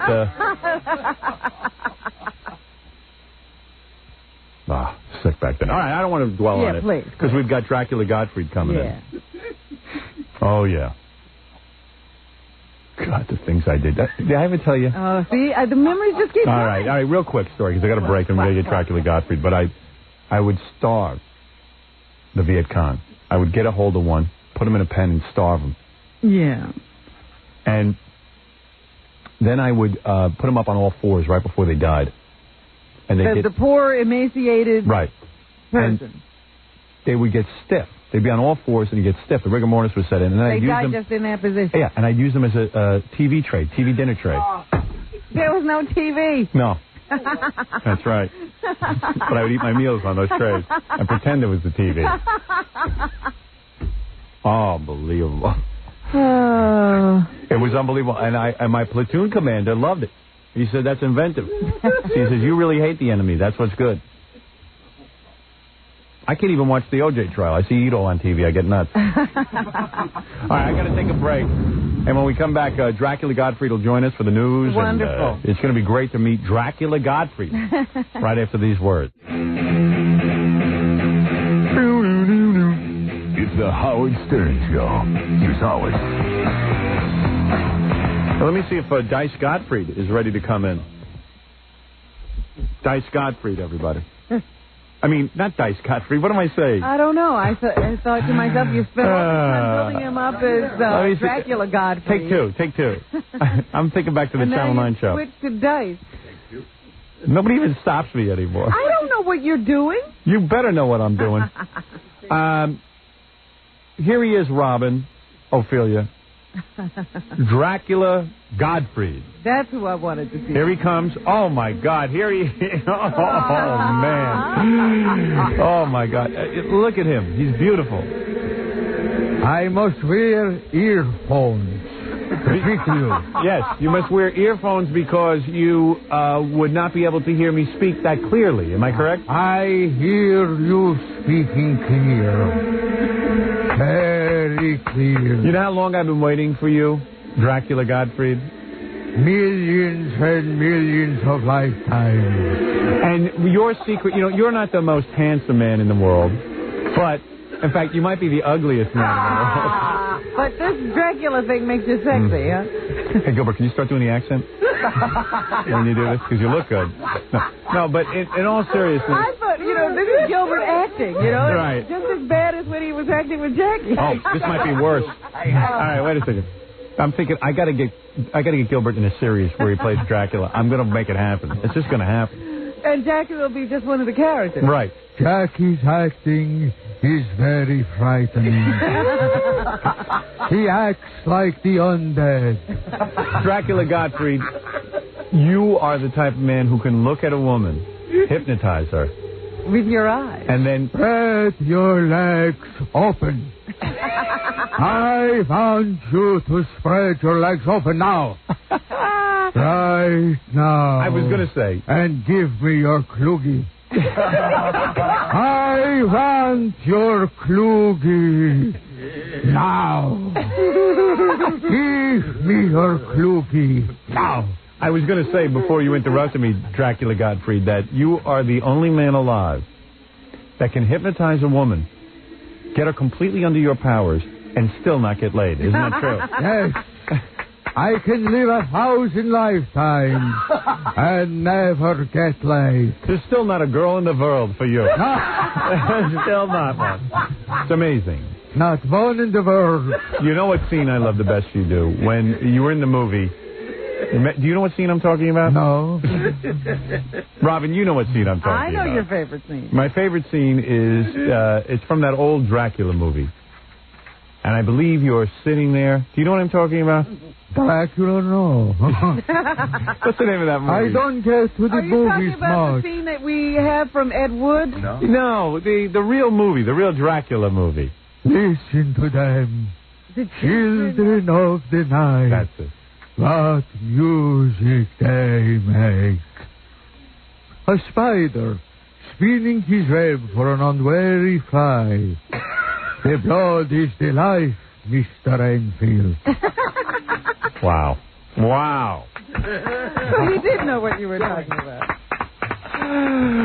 You're an amazing, amazing man. An amazing. In order to memorize that, you must have sat in front of your TV every Saturday night, and we just sat there and watched that. It's unbelievable. Is that correct? Yes, I don't drink blood on Yom Kippur. That's right, Dracula Gottfried. And you suck not only the blood out of people, but anything else you get, like a white shirt or anything, or pajamas. A white shirt, right? Cufflinks. Anything that you can get. I could suck out of anyone. In other words, that shirt that we bought you for the outfit, you will take that home with you. I will take it home and sell it. Right. Dracula Gottfried, Robin. Show me your kloogie. Now. Are you hypnotizing Robin Ophelia? Yes. Look into his eyes for a second, Robin. All right, I'm looking. Show me your dark kloogie. I want to see it now. Look at that. Pants coming off. Good for you. No, Jackie's pants are coming off. Yeah, it's not working on me, but it's working on Now, as Dracula, that means this is a rare appearance. We had to sneak you into your coffin because you have to, of course, sleep during the day. Well, it's daytime. Yeah, but we're in the studio, so it's okay. No natural light. Artistic license. Exactly. Yes. Well, this is exciting to see Dracula Gottfried.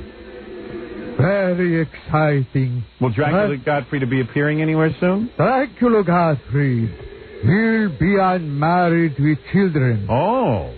Coming this Sunday. Is that right? Yes. This Sunday, married with children with Christine Applegate, who I looked at and said, take off your panties now. Did it work? And we had sex together. Many times. I think somebody drove a wooden stake into your material today. Is that true? I think, this outfit is making him unfunny. Yeah, right. It wasn't my idea. It was mine. It was my idea. It was a stupid idea. I'm starting to reconsider it. Dracula Gottfried. Everybody loves him so much. Yes. the Jewish Dracula. And you went on Married with Children, and Christina Applegate ignored you, too, didn't she? Yes. Was she hot in person? She was hot in person. And how long a shoot was this? I mean, was it one day? It was 1 week. Oh, 1 week of rehearsal? But it felt like a lifetime. Did it? I can imagine. What does Dracula Godfrey play on Married with Children? Yeah. A Jew.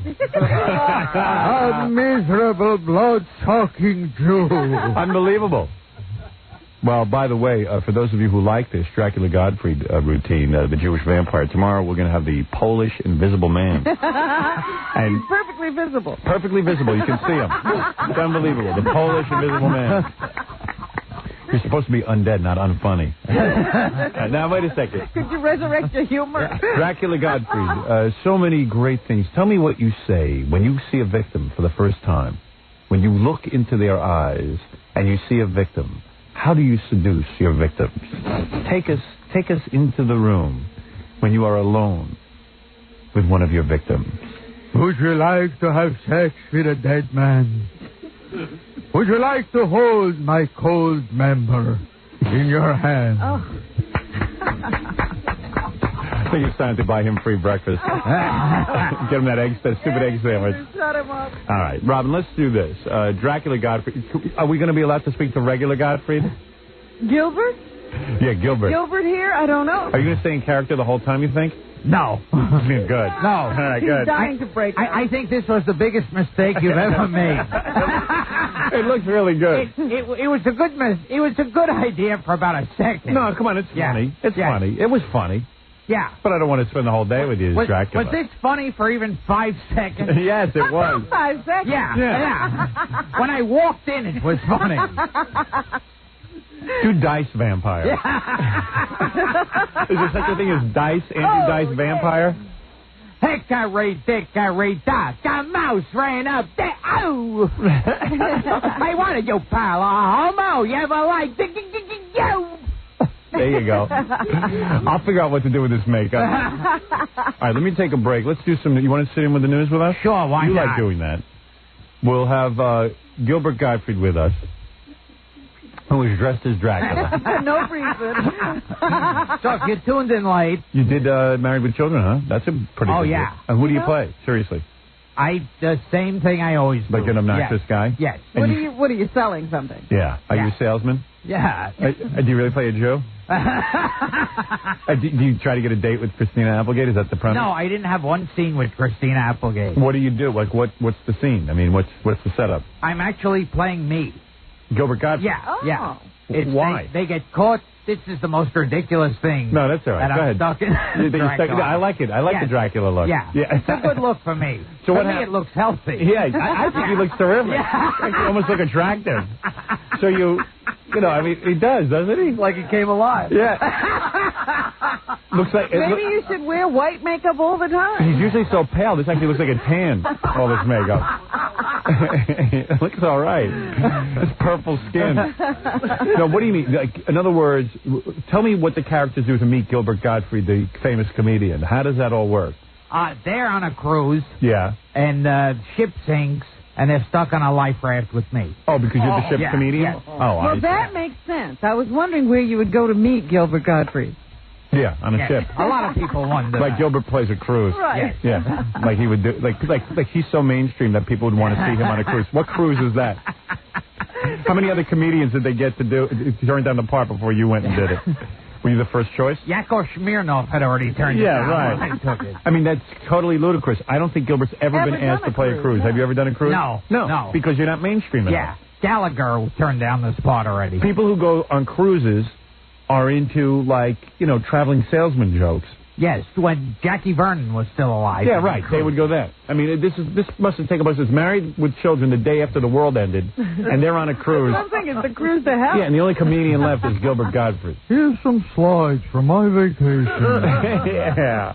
What is it, Papa Pooey? When you talk about Gilbert not being mainstream and stuff, I think he's really funny. Have you ever heard the story about Gilbert opening up for Belinda Carlisle? Yeah. Oh, yeah. That was the best. But one time, I guess somebody who represented the Go-Go's felt that, like, maybe they should get a comedian to open up for the Go-Go's. Instead of another band. Yeah. But it wasn't Gilbert. The guy they got, whoever it was, got sick, and they needed Gilbert at the last minute. Yeah, it's usually that's how it works. Yeah. Who was the other guy? It was like a mainstream guy. So, you know That's how I got a lad.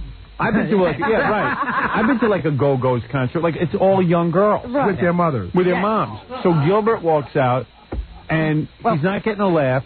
First, the guy told me there's a lot of little kids here with their parents. Right. So you should watch your material. Right. So for about 5 minutes, I tried to be clean. And he really made an effort, but like it was like, you know, the crickets were heard in the background, nothing was happening. You know, it's just bad.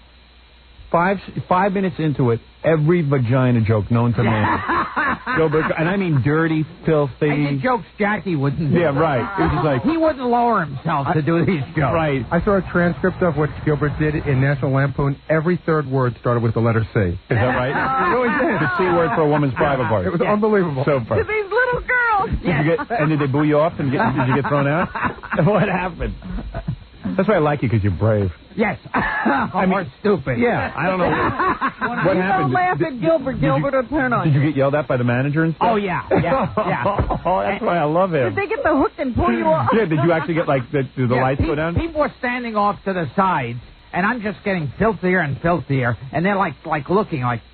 in shock. Yeah. You know what else is funny? Did you get paid? Oh yeah. Yeah. But they were like...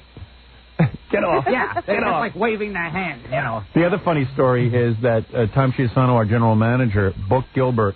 What did you book him for again? I booked him at a New York City Radio Broadcasters Association. Oh, that was the worst. Yeah. Well, you know what happened? Yes. Tom always over the years heard Gilbert on our show and always saw Gilbert do it. He loves Gilbert. Yeah. Tom loves Gilbert, which you wouldn't know from looking at Tom. I think Tom says he loves Gilbert but doesn't really understand Gilbert's jokes. No, that's true. But you really do laugh at Gilbert? Absolutely. I think he's right. So anyway, because he doesn't look like your typical fan. Yes. Right. All right. Or maybe he does. We don't I think Tom does it to be hip. But anyway, so it's sort of like he's the comedian's comedian, Gilbert. So Tom decides he's going to book Gilbert. He looks like he's wearing the Dracula outfit. No. You ought to go back to your old hairstyle. Everyone tells me you look terrible on It's TV. like Dracula and Son here. Yeah. I'm telling you what people say behind your back. Okay, hopefully. Because we were watching the Ralph show on the way down to Atlantic City, you know, the one, and you come in. Everyone goes, what happened to Tom's hair? He's like bald now, and, you know, you aged poorly, and you didn't. That hair doesn't work for you. You know, it's interesting because what happened the first time Tom appeared on the TV show was people faxed in and said, what have you guys been talking about? You always said Tom was good looking. And he is good looking. And it just doesn't come across with this new hairdo. If I had Tom's face and my brain, there'd be no stopping me. I would have been in the movies 10 years ago. Right? Gilbert, wouldn't you like to look like Tom? Seriously. Oh, yeah. Who wouldn't? Yeah, look at that nose. Turn to the side. Let me see that profile. Look at that. Oh, that's the Gentile nose. Oh, that's past Gentile. Yeah. Don't block my camera. It's beyond Gentile. That's not a nose job, is it? No. Wow. Nope. He was born Genetics. with that. Thank you, Mom. Thank you, Dad. If I was you, I'd go back to my old hairstyle, just sew my mouth shut, and just keep going through life, man. Have fun. But anyway, so Tom decides to book this convention of broadcasters. Now, you got to understand something. Outside of New York, broadcasters are really square. Well, this is in New York. This is a New York group. Yeah. Oh, it was all New Yorkers? I thought this was going to be like some hip crowd, you know. But you mean it was the whole state of broadcasting? No. It was New York City radio stations, and it was up at Westchester Country Club. Oh. And it was the end of a golf and tennis day. Oh. And it was funny. Oh, and it was outside, and there's this little band shell that Gilbert's got to go in and play to the crowd It looked like that scene from Godfather 2. I don't know how you could be a stand-up comedian. Yeah. It's so humiliating. Horrible job. You got to go make those people It laugh. actually looked like a big shell. Yeah, right. Yeah. It's an outdoor shell. Yeah, It actually was. Yeah. So yeah. Gilbert gets up, and this crowd is very social. They're all talking among one another, and Gilbert gets up and is doing clean jokes. Right. Nobody's paying attention. Ignoring. And Gilbert immediately goes to the vagina joke. Right. You know, and I'm sitting there and I'm laughing my head off. But these guys are freaking. No, and everybody's freaking. Gilbert Right. does his 20 minutes or whatever it is. Finally walks, you know, the keys and the car. I climbed over the hedge. Yes. I didn't want to walk into the house. I wanted to get away. There was a big hedge there. Because it had gone so badly? Climbed over. Yeah. You mean literally they were booing him and stuff? No, nobody booed, but They just were wouldn't laugh. staring. They had no idea what was going on. shocked silence is the best. So the obvious way out is to walk through the house. Yeah. But you climb over hedges. I didn't even want to bother. I didn't just go that long walk, so I climbed over this big hedge that was near the house. Did you see him do it? Oh, absolutely. Did the whole audience see him do it? I don't know if the whole audience did, but I had booked him. It's my responsibility. I'm going to have to say, Gilbert, thanks. I know. And all of a sudden, he's gone, walking through hedges. Through the did you say to him, hey, I'm sorry it didn't go well, or... Who could talk? He's like running through bushes. Yeah. Really? He's like... I guess you paid him already, He's like OJ leaving Bundy. Yeah.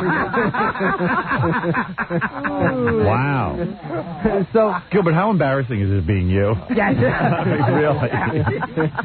Fantastic. So a couple of the managers of the other stations came up to me, some real conservative guys going, if that were me, I'd have pulled them off the stage after the first vagina joke. So you were like really in bad shape. And what possesses you to do a vagina joke? I mean, is it something inside you go, I know these guys hate me. Yes. And I am now going to foul their minds. I figured, what the hell, there's nothing to lose. Let's go for it. Yeah.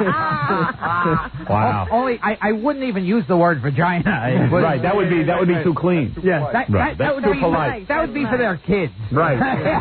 No, absolutely. Yeah, I was trying to clean it up. Wow. It was right. It was so forever we are bound. Well, there you go, Gilbert. And then I had people coming over to me afterwards, like Tom, who were going, no, I thought it worked very well. Yeah. And you're climbing over the hedges. Yeah, I'm climbing over the hedges. A 6-foot hedge. Here's this 5-foot guy climbing through a 6-foot hedge. And Gilbert's not exactly athletic. For him to climb over that hedge. It must have been hard for me to get on stage. All right, here's what I need to do. I need to take a break. We need to get right into the news, because I haven't talked to you in so long. I don't know what you're thinking about OJ. There's obviously a lot of excitement in the room when you're here. And we will speak again, I'm sure. He must have plenty of OJ material. And it's funny anyway, just to stare at him. And then there's the Greg Louganis thing that just happened today. Wasn't that shocking? That was very shocking. Were you shocked to find out that Greg Louganis has AIDS? Yes, I was very shocked. Yeah, we all were no stunned. idea he was a homosexual. Yeah, none. Me neither. I'm bad at picking them out. Yeah. I wonder how he got it. Yeah.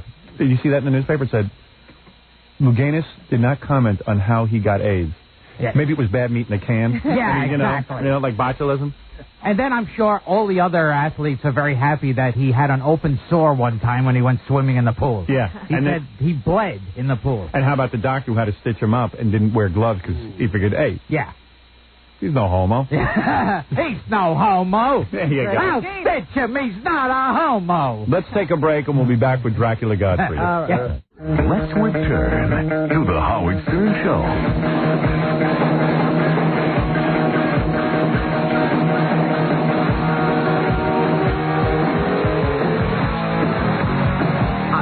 So, anyway.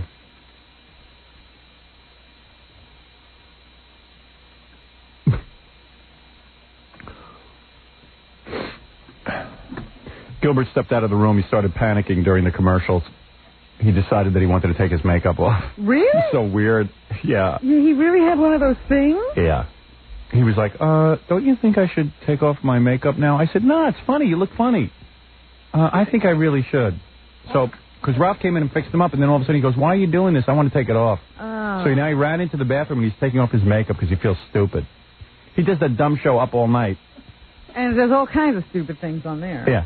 So now he's feeling stupid. I thought it was going to be funny to have him sitting there acting like a regular person. Yeah. Dracula. He never knows what's funny. That's his problem. Wasn't it funny?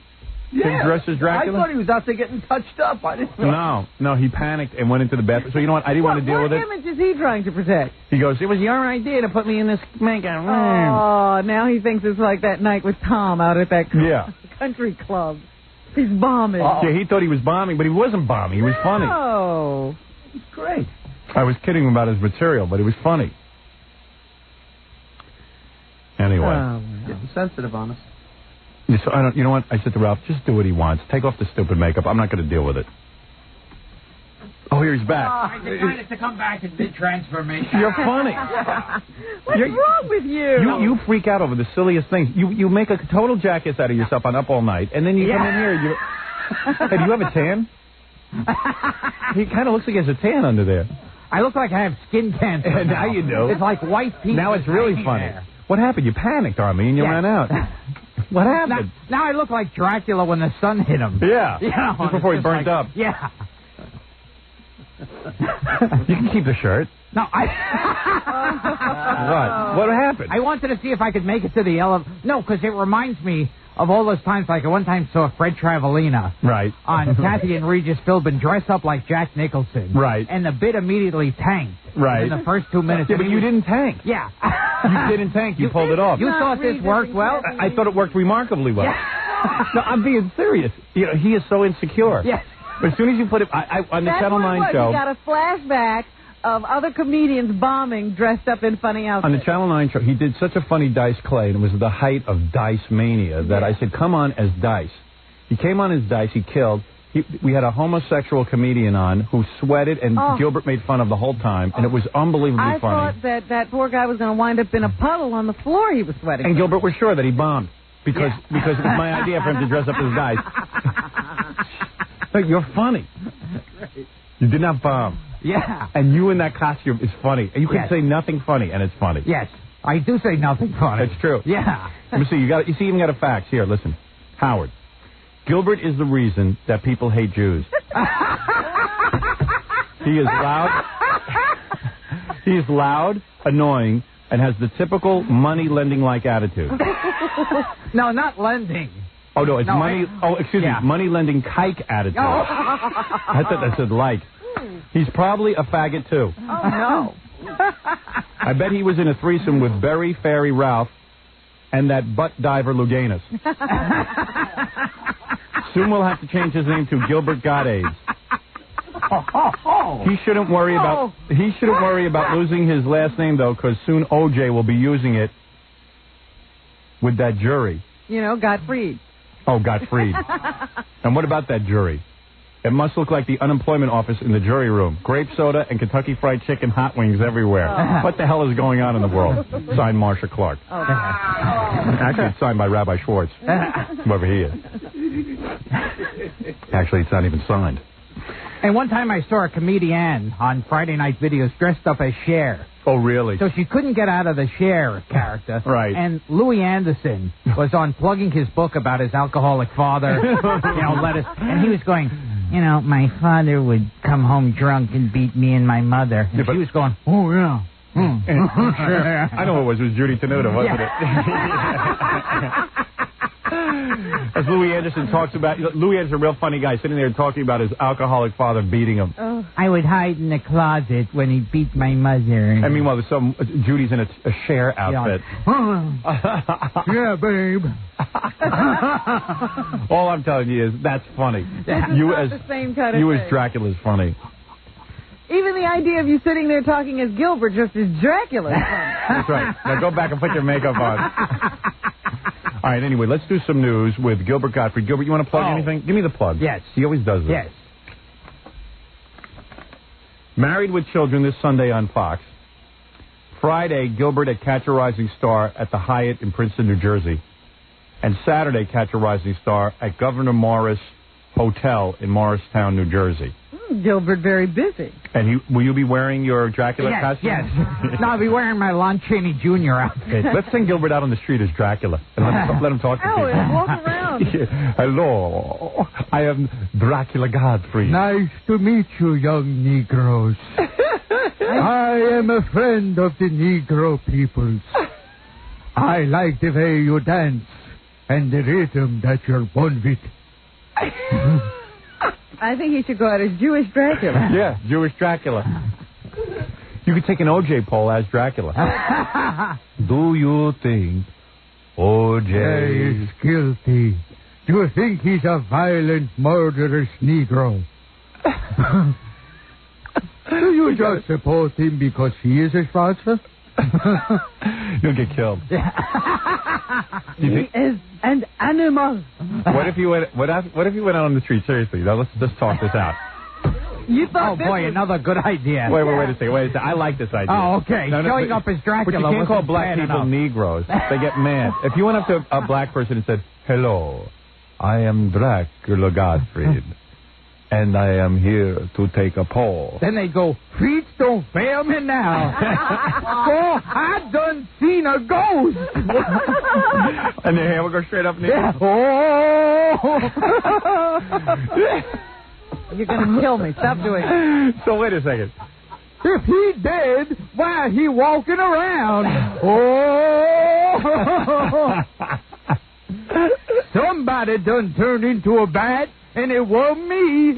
We ought to meet the, like, you know what? Black people will hold a tribunal, meet all the white directors that painted blacks that way. They wrote that junk, you know, like big, dumb black people who can't figure out that it's not a real Dracula. But anyway, can't you go up to people on the street and go, like, hello, I am Dracula Godfrey. Yes. I am Count Dracula. Yeah, I am taking a poll. Do you think O.J. is guilty or innocent? Do you think O.J. is innocent, or is he the guilty animal hunted? Oh, curse the animal who cuts off in the throat of an innocent girl. What do you think? Could you pull that off? Pull it off? I think it's one of those things that sounds funny up here. Oh, no, I think it'd be real funny. Would you do it? I'm not going to ask you to do something you don't want to do. But would you do that? Hey, come on. This would be great. Ask Jackie what he thinks. I think it's funny. I think it couldn't miss. Oh, yeah. I think it could miss. I'll send you out with the camera crew. The Dracula poll. Yeah, and then we'll listen to it from up here. Send me out with a baseball bat. Yes. Yes. So what if you went, I am Dracula Godfrey. You know, nothing like too racial. Like you go, I am asking people today what they think of the O.J. Do you think he is innocent or guilty? Did he cut the throats of two people? Yeah, don't get into the racial stuff. What about the blood? And you could even say to him, are you voting this way because you are black? Black as night. Black as the lowest steps of hell.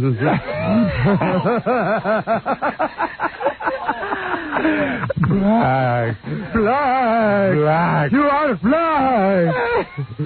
Black as a nightmare.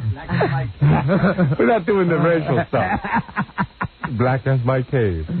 Black as Transylvania.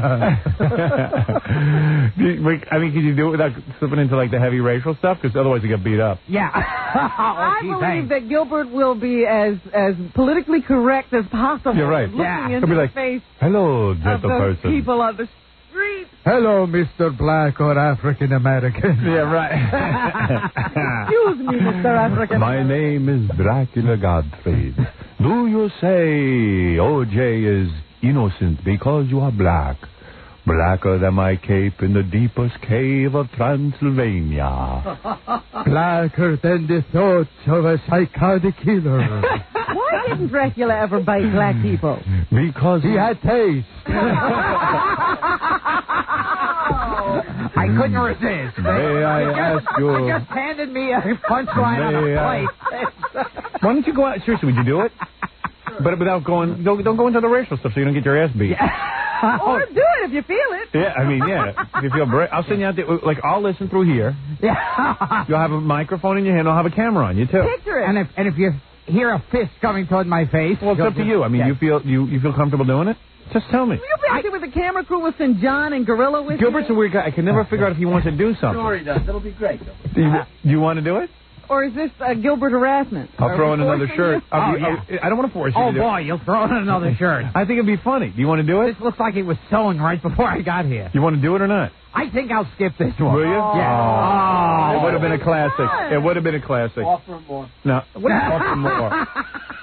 Throwing a TV play. No, I think he's afraid to do it. He thinks he's going to look stupid or something. Oh, yeah. Are you worried physically or professionally? Both. No, professionally I've given up on. Right. Yeah. I can't imagine that you still have professional qualms. Professional, forget about it. He's physically afraid. Whenever I come up with an idea for Gilbert, he always thinks it's dumb. And meanwhile, it ends up being a classic that people talk about for years. He questions. He becomes like so big. Like he could fill stadiums just being Dracula Godfrey after this bit. But he will never be convinced that I know what's good for him. He will never be convinced. If I was your producer, you would be the hottest thing in the country. You don't know your own strength. Yeah. You're like a basketball player that decides to play baseball. Am I right? Try it, Gilbert. No. I mean, how could it be bad to do it once? He doesn't see the humor in it. He doesn't realize how funny it would be. You in a Dracula costume, interviewing black people about the O.J. and them looking at you like you're crazy. Okay. That's funny. Let me ask you about O.J. All right, I'll try it. You will? I'll try it with 4 black people. Okay, good. have a All right, good. Okay. Yeah, go ahead, Robin. I have a question. Yeah, exactly. Yeah. Do you think this will work at all? I know it will. I'm Jackie. going to be hysterical. Wait, listen, Jackie. Jackie doesn't know a thing in the world. Yeah. But just imagine, first of all, you're going to get the reaction because you're standing out there as Dracula. This is a guy. The absurd idea of Dracula doing a poll. This is a guy who is as brilliant as Charlie Chaplin, but he's got the management of Judy Tenuta. He just doesn't get what's good. I think he's managing himself. Yeah.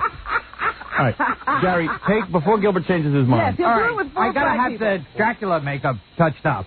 No, this is funny the way you look now. No. You slap that white makeup on. All right, go out now Okay. and quickly, Scott, get the microphone set up and get Gilbert out on the street immediately. Quickly, take off your headphones too. Hey, Gilbert, enjoy your career move. You know it's going to be funny. Who was it who picked up the outfit? And if you want... Boy, we spared no expense, did we? Gary, you get the idea? Yeah. All right. Do you think that's funny? There's not even a question. I know. You're asking Gary. Right. Take off your Take off the headphones. headphones, Gilbert. Take off your headphones. I got my headphones on. Now, do you want him to be made up again? Because Ross said it's going to take a little while, or should we just get him on the street? Just slap it on quick. You do it. Forget Ralph. You just slap it on him. I'm not the union, but I'll try. Yeah, he's not either. Quickly go do that. Let's do some news while Gilbert's getting made up. But, we really spared no expense on that outfit. That cape is about as 10 thin cents. as a piece of plastic. No. And he's got those regular old man pants that he wears instead of a nice pair of That's funny. It's a funny outfit. Not even saying. It's hysterical. You want to do a little news while Gilbert's getting ready? Absolutely. Okay. First of all, let me say that the big news today, of course, supplanting O.J.'s lead story is the Greg Louganis story, the Olympic champion diver who did something that no other diver has done in history. He won back-to-back gold medals in the Olympics in 1984 and 85, sweeping the diving category. And now he, last year, came out and admitted that he was gay, which everybody knew, except him. I guess people were telling him all of his life, you're gay. Yeah. And he was like, no, I'm not. But anyway, he finally admitted to being gay last year. And this year, he says that he has AIDS. He basically was diving where no man usually dives. Well, no wonder he was so good in the pool. Yeah. Straight in. He had practice. But, with these yearly revelations, I wonder what next year will bring. I don't know. He dove into the wrong guy. That's all I can say. Somehow or other. But anyway, he is going to reveal all of this to Barbara Walters, and here's a little excerpt. Boy, is she lucky. Of his appearance on 2020 this Friday. You are now admitting for the first time that you are HIV positive. Yes. Do you have AIDS?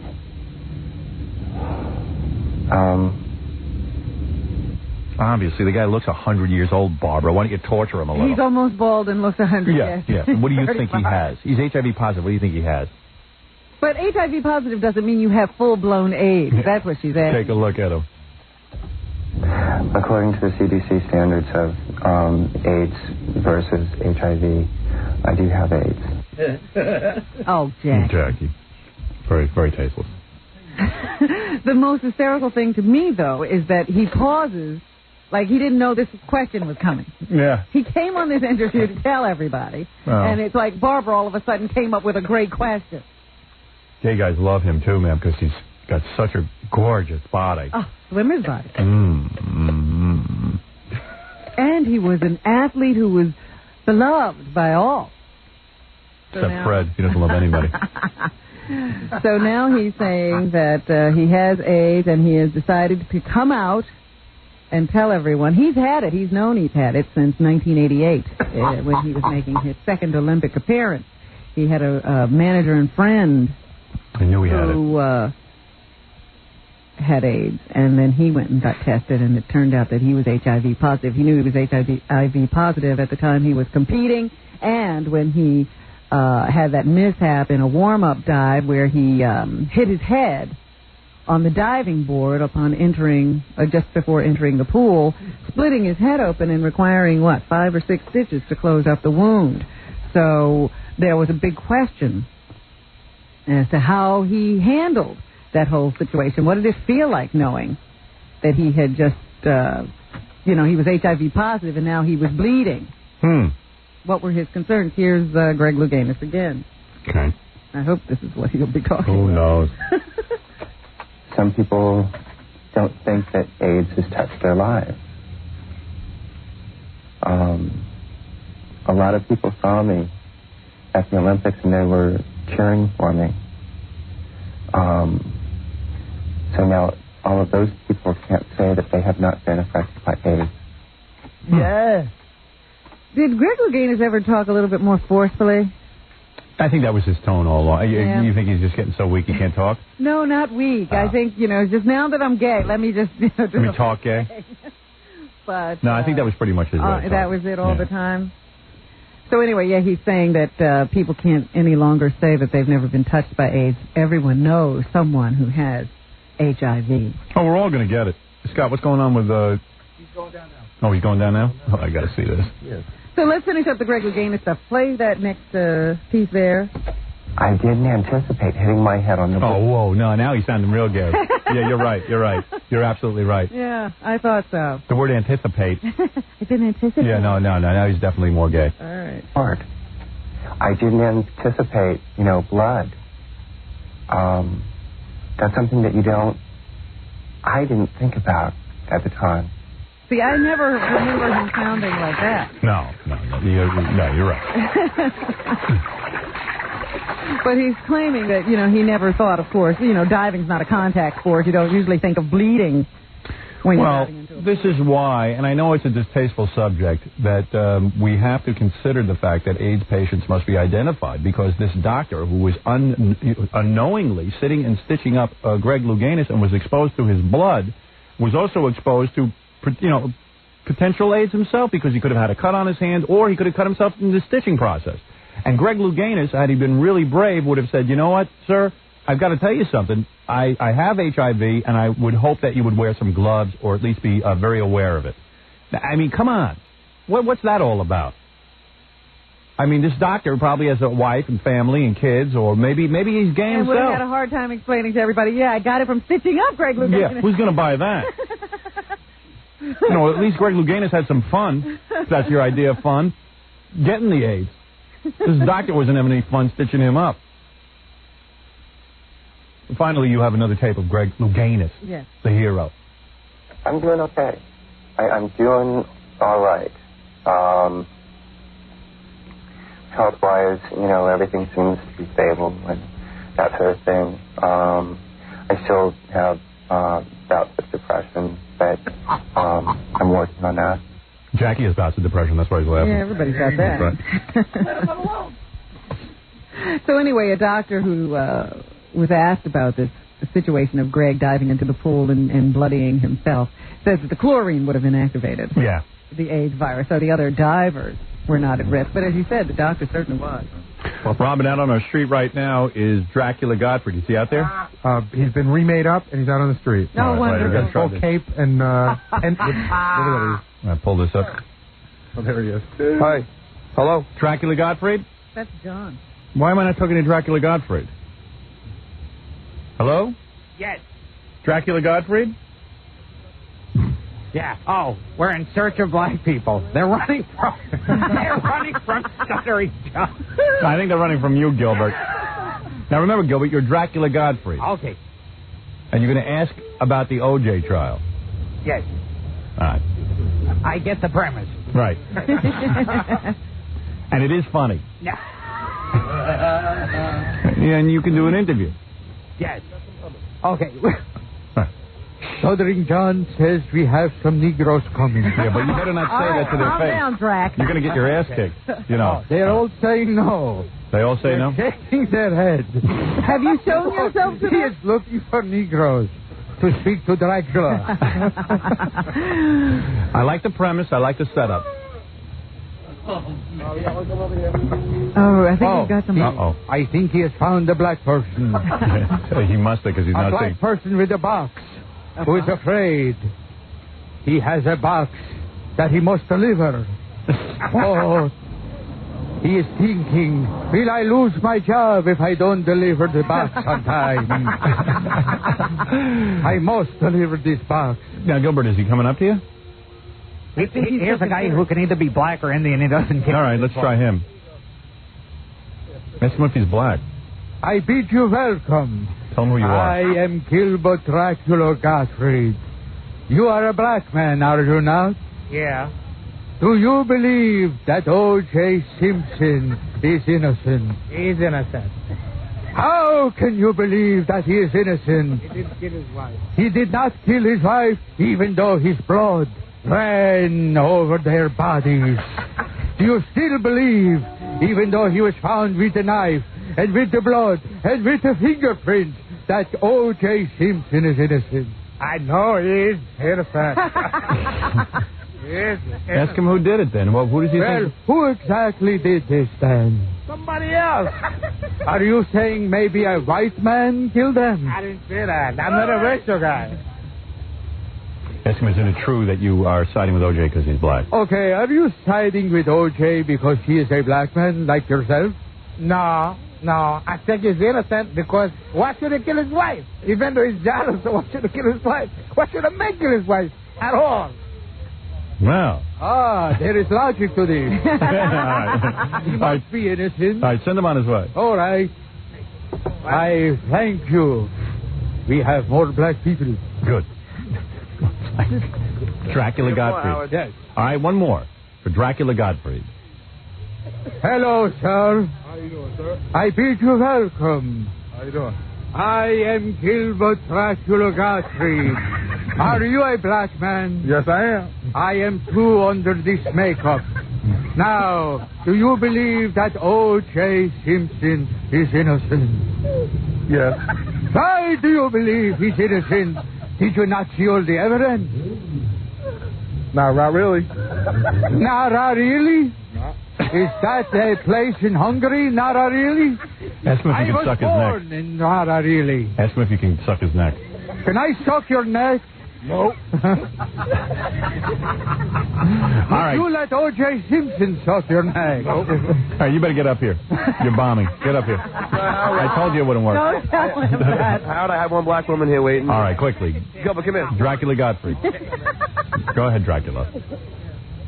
Dracula Gottfried, go ahead. Are you a black woman? Yes, I am. Do you believe that O.J. Simpson is guilty? I wait till after the trial. I don't know. What is your best guess? What is your best guess, young black woman? She's going to slog him. Probably guilty. Probably guilty. We have found a black woman who believes that O.J. Simpson is guilty. Give her a round of applause. Thank you, Dracula Gottfried. Now get up here quick for the news. The great Dracula Gottfried. He went back into the makeup for that. That was good. I want to see that. I'm going to tell him it bombed. Oh, you're going to kill him. I know. No. He can't take that. You know it.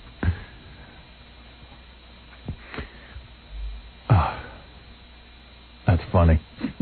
Dracula Gottfried. And he's about 3 feet tall.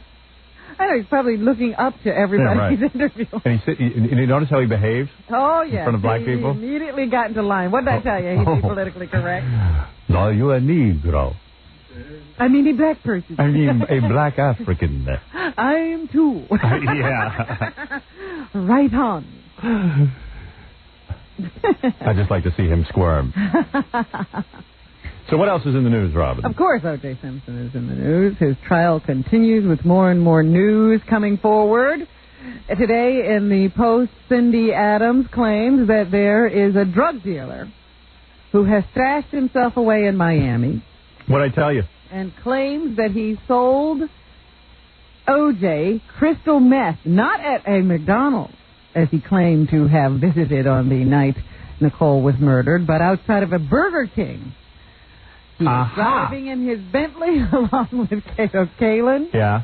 This guy says that Kato witnessed the transaction, that the drug dealer says he still has the $100 bill that O.J. used to pay for the cocaine, the meth, the crystal meth, and that he has his beeper number still lodged in his beeper. He has taken a polygraph test, which he has passed. Uh-oh.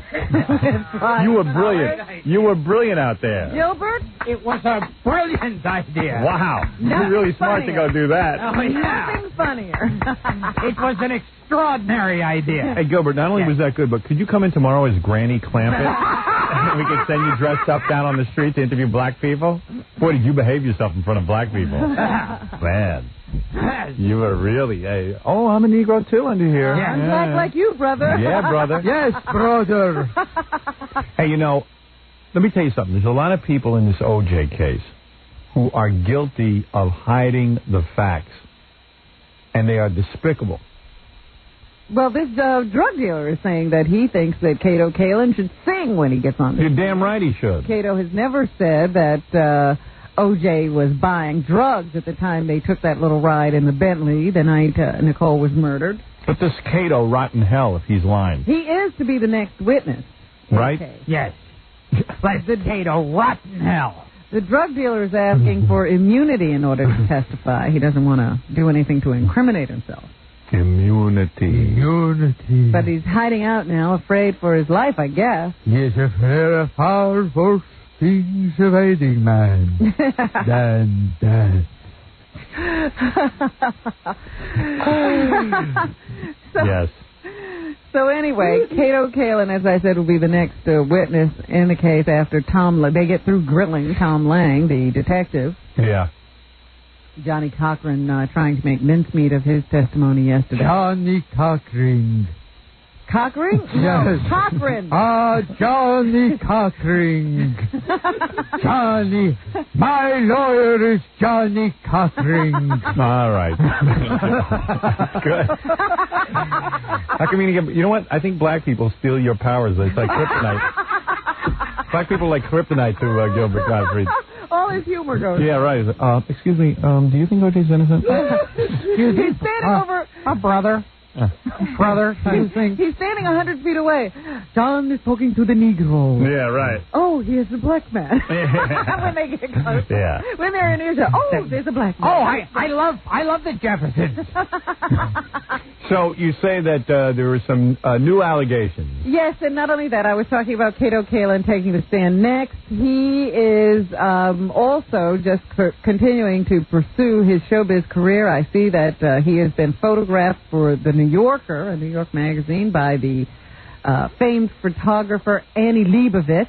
She's disgusting. And that miserable Jew. And that he has a rap group. Who?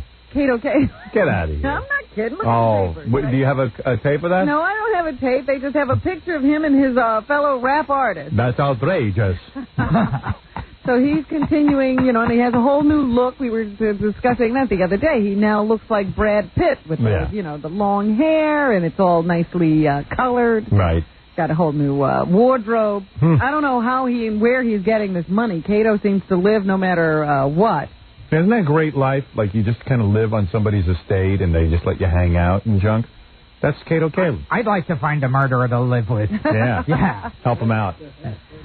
So anyway, murderer who gets me women, gets me on TV. Yeah, right. Interesting to see if Kato provides O.J. with that nice alibi he's looking for when he takes the stand, or if he.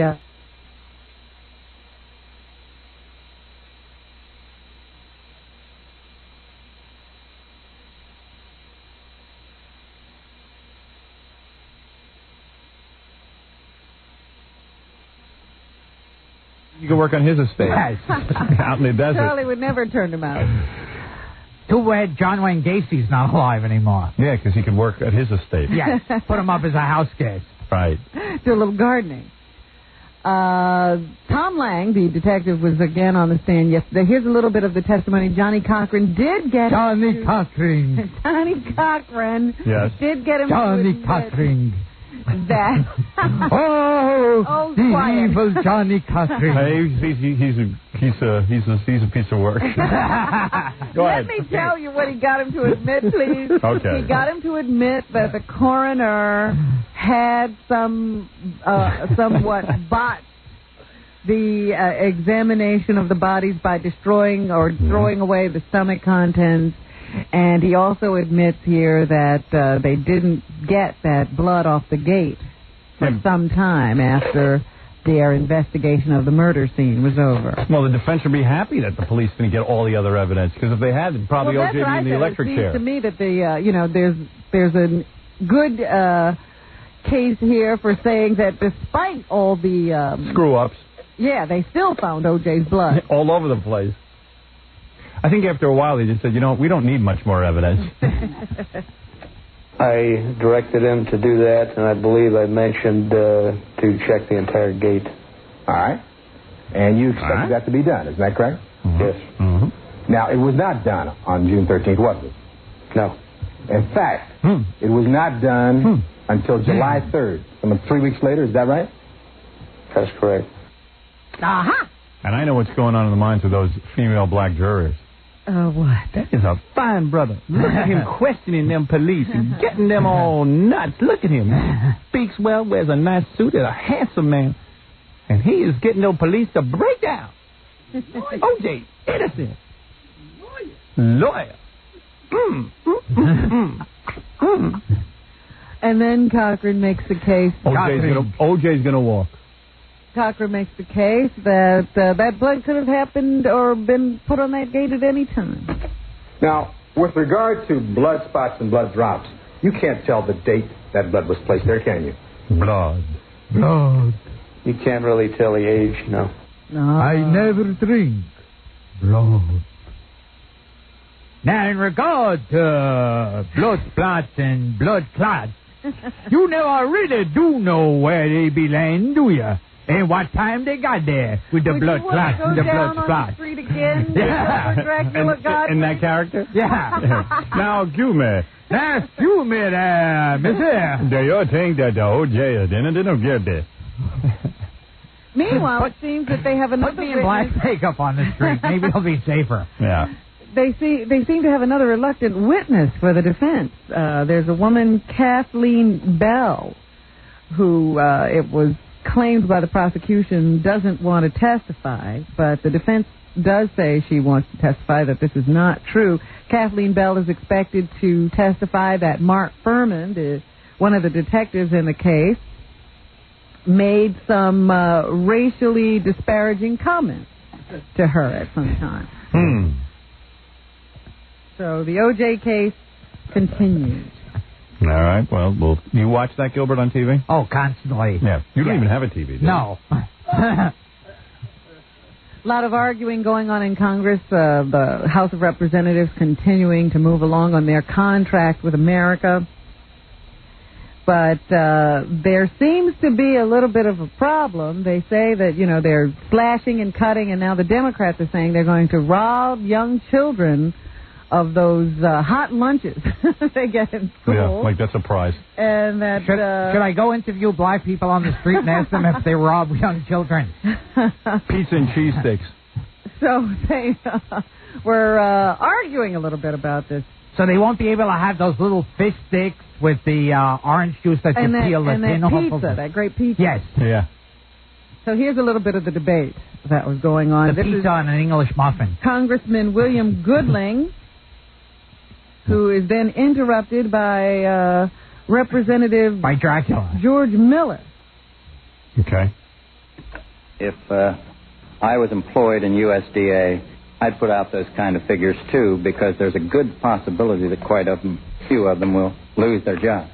So I would put out as much false information. That's really. As much you don't false know that this information as I could. is false. We have no indication. And you have no idea whether the information we have is correct. We went through this before.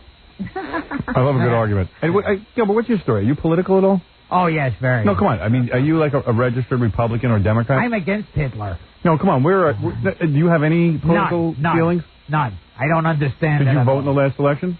Oh, yeah. Did you really? Yeah, for Eisenhower. No, come on, did you? No. See, this is where he gets goofy. Now he cannot be interviewed. He can't be interviewed. That's right. We can't know anything about Gilbert.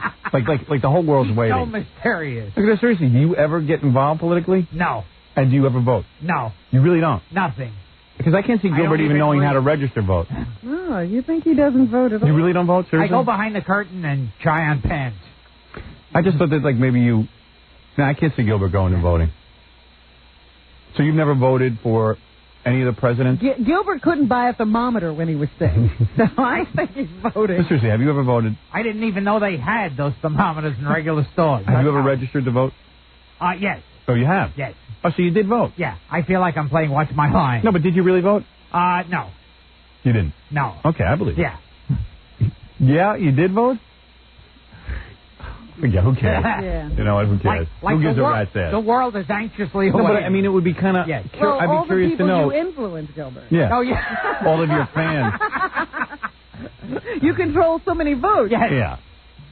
Boy, if I named a candidate, he'd get noticed. He was going to vote, but there were black people there, and he left. Yeah. Holy mackerel. Beats don't fail me. Anyway, what else is in the news? That grand jury over in New Jersey investigating Kelsey Grammer, the star of the NBC TV show Frasier, will be hearing from the 17-year-old girl who claims that she had a sexual affair. My hero. With Grammer today. Was she 17? Oh, now she's 17. Now she's 17. She was 15. She was 13. Oh, 15. What goes through a guy? Like, what's with that guy? I mean, I don't know, this like the 19th thing that he's been in trouble for? Yeah, well, he's had his bouts with drugs and ex-wives and all of that. Can you talk slowly about the sex with the 13-year-old? It was 15. Yeah. You know, 15. Let's not make it worse than Oh, well, that ruins it. She was But she had the body of a 12-year-old. She was babysitting for his 9-year-old daughter. Yeah. When they met. They have a number of cassette tapes that bear Grammer's phone answering machine messages left for the young girl, and that's the and who would be that stupid to leave phone answering messages? The major evidence in this case. They say that they are of a sexual nature. The girl will testify. She had at first denied that there had been any sex between them, but after a year of therapy, she has now come forward and said they made love at least 3 times while she was 15 years old. Gilbert, you ever have a 13-year-old? No. 10 is the drop-off point for me. Any older than 10, 13, they're all used up. All right. He's a pedophile. Yeah. Yeah. I'm proud of it. Yeah, damn proud of it. Grammer says that this never happened and that the family is just He was teaching her grammar. Money from him. She's a young girl, so he came over so she could learn grammar. So anyway, we'll have to see if any charges come out of that grand jury investigation. What a way to mess up a perfectly good career. He's been trying for quite some time. He won't be happy until he's off television. Absolutely. And in jail. The drugs weren't enough. Now he has to have a 13-year-old. Right. Yeah. He got past all that stuff only to have this now. As you pointed out this morning in page 6, they say that Jan Wenner, the publisher of Rolling Stone, has been outed by the British press. Oh, my. In the British newspaper, The Mail, they say that his wife, Jane and Jan, couldn't take it when he started fooling around with 28-year-old former model Matt Nye. Oh, so I guess that means he's gay. You fool around with one male model, and right away they pin you gay. Unwisely. She had several considerations. Their 3 children. She didn't want them teased by schoolmates who discovered that their father was gay. Kids don't tease about stuff like that. Did she get suspicious when the Boy Scout troop started coming over? You know what's weird about that, though, seriously? I mean, who is the newspaper guy that takes pleasure in wrecking a guy's entire life? Who is the newspaper guy that feels it's important to out Jan Wenner? Well, it would be Richard Johnson who's telling America. Yeah, but we can't read the The Mail. Yeah, but it's out already, so might as well just tell it. I see. Well, I hear Jan has been so disgraced that he'll be appearing in public as Dracula now. Never show his face again without makeup. Interviewing black people. Very few people have disgraced themselves that way. Only those in dire straits. You have to be in pretty bad shape to go out and do Your career's got to be a real mess to go do something like that. Only divorced homosexuals. Right. Thing like that. Yeah, very, very few people do that. This new romance between Gilbert and Fred. D'Amato. Yes. This is something that Gilbert ought to do. Yes. Hook up with a socialite. Yeah. How about hook up? Really...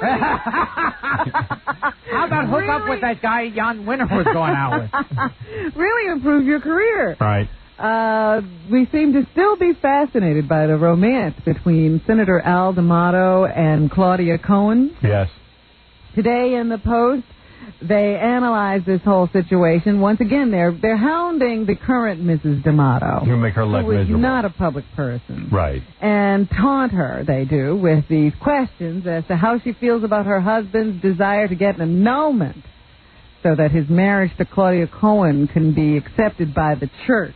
This is how despicable reporters are. Now, think about this job. Now, come on, be serious for a second. I know. I had experience as a reporter just today. That's right. Yeah. You were out there on the street. You know what it's like. So you can relate. So a United States senator says he's in love with someone high-profile, a woman on the Regis and Kathy Lee show, Claudia Cohen, wealthy woman, okay?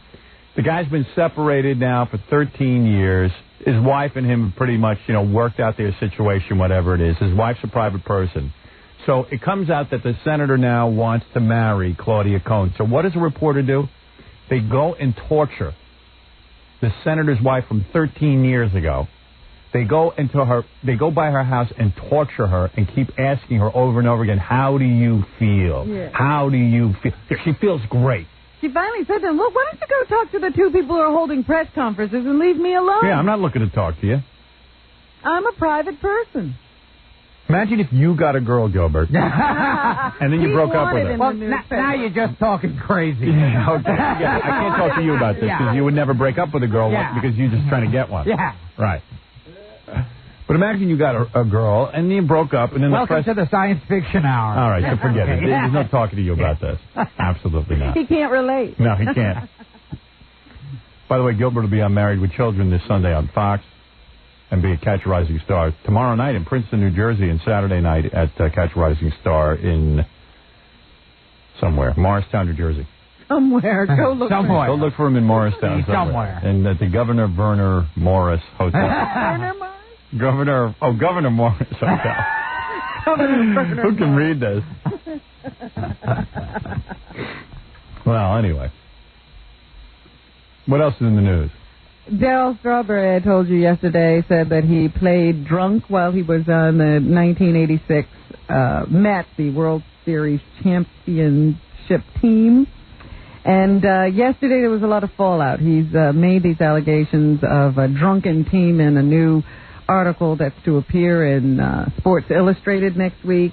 Now, other former members of the team are coming forward to say if Darryl played drunk, that's his business, and he wants to admit that, that's fine. He can't speak about what the others of us were doing. So there. He's out on a limb by himself. Nobody's coming out to support him in these allegations.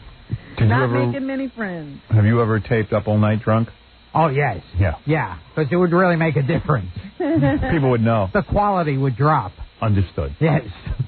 Well, I noticed that. Didn't the people at Up All Night once say to you they had noticed the quality drop? Oh, yes. They said they thought I was walking through it. Gilbert almost got fired from that job. They said that Gilbert was walking through his appearances on Up All Night, which is like, what? Who would even know? You were actually watching? It's the worst show on the planet. Yeah. Who cares if Gilbert walks through? Who's watching, let alone knows if I'm walking through? They actually pulled him aside and yelled at him. Yes. And what'd you do? Did you do anything special? No, I didn't change it at all. But everything's fine. But then after they told me, they felt like, see, now you can see the difference. Right, yeah. They felt better about it. Yeah. Now you can see he's putting a lot more intensity in it. Yeah. Yeah. Once again, we're having trouble with our friends, the French. Ugh. 5 United States citizens have been thrown out of Paris. Of course. After being accused of spying. Like the French have a secret. The secret is they have no secrets. Like they have, spying on who? The French, I guess. Oh, spying on the French. We want to find out a lot about the French. Yeah, we want to find out how to retreat during a war. Yes. We want to find out how to be friends with the Nazis. Right. Hey, how do you collaborate with the Nazis and produce products for them at record high levels? The French are claiming that their dismissal was just a recommendation. We recommend that you leave. They didn't Believe me, there's no secrets that the French expel have. the Americans. Yeah, but we were looking at the new fashions. We were going to steal them. How do you get... The United States is not We're sending spies to find out how long they can go without bathing. Right. are not at all happy. I mean, the United States is not at all happy with the way the French have handled these allegations. The French hate us for no reason. We protected them and saved their ass time and time again, and all they do is spit on us because we are crass and our culture sucks. I say let them all die. We bathe too often. Yeah. Interior Minister Charles Pasqua accused Americans of having committed acts of interference that include trying to enlist aides to top ministers. So that's what we're doing over there, trying to win influence. Yeah, with the French. I hate the French. Thank you. Yes. I hate the French. Thank you, Gilbert Dracula. Yes. I hate the French. Here we go. I hate the French. With the French. Did you see Ed Wood? No. You got to get that. No, it's like $8. Oh, forget it. I'll lend it to you. Yeah. If you have a tape around, maybe I'll watch it. I got to play this for Gilbert. We love this. Oh, I have no home. Hunted. Despised. By the Negro. Living like an animal. The jungle is my home. Going out into the street. Interviewing black people. That I can be a master. Gilbert can't handle the competition. So he's talking over. So he's talking over the great scene from Ed Wood. Yes, the great Martin Landau. Yeah. Who did the role so much better than you. Gilbert feels he could have done it. When he ran out on the street, he actually got black people to answer. That's right. Anything else in the news, Robin? Unfortunately, new statistics show that almost half of all black children are living in poverty. Really?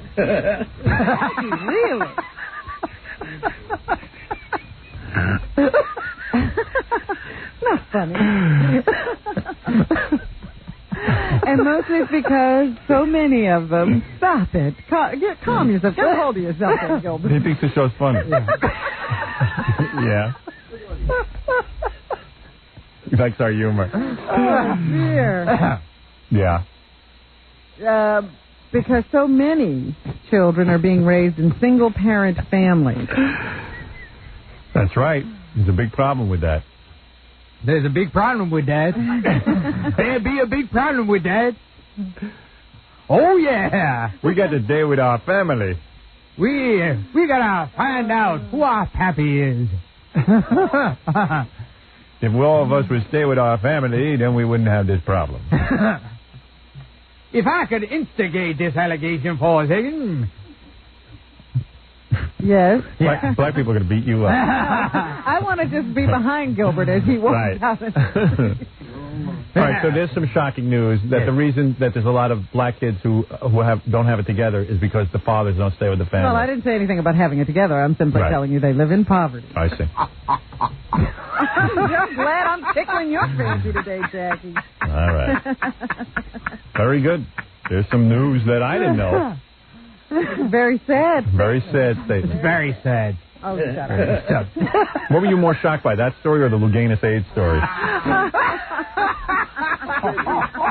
Oh ho! Oh ho! Oh ho! Oh ho!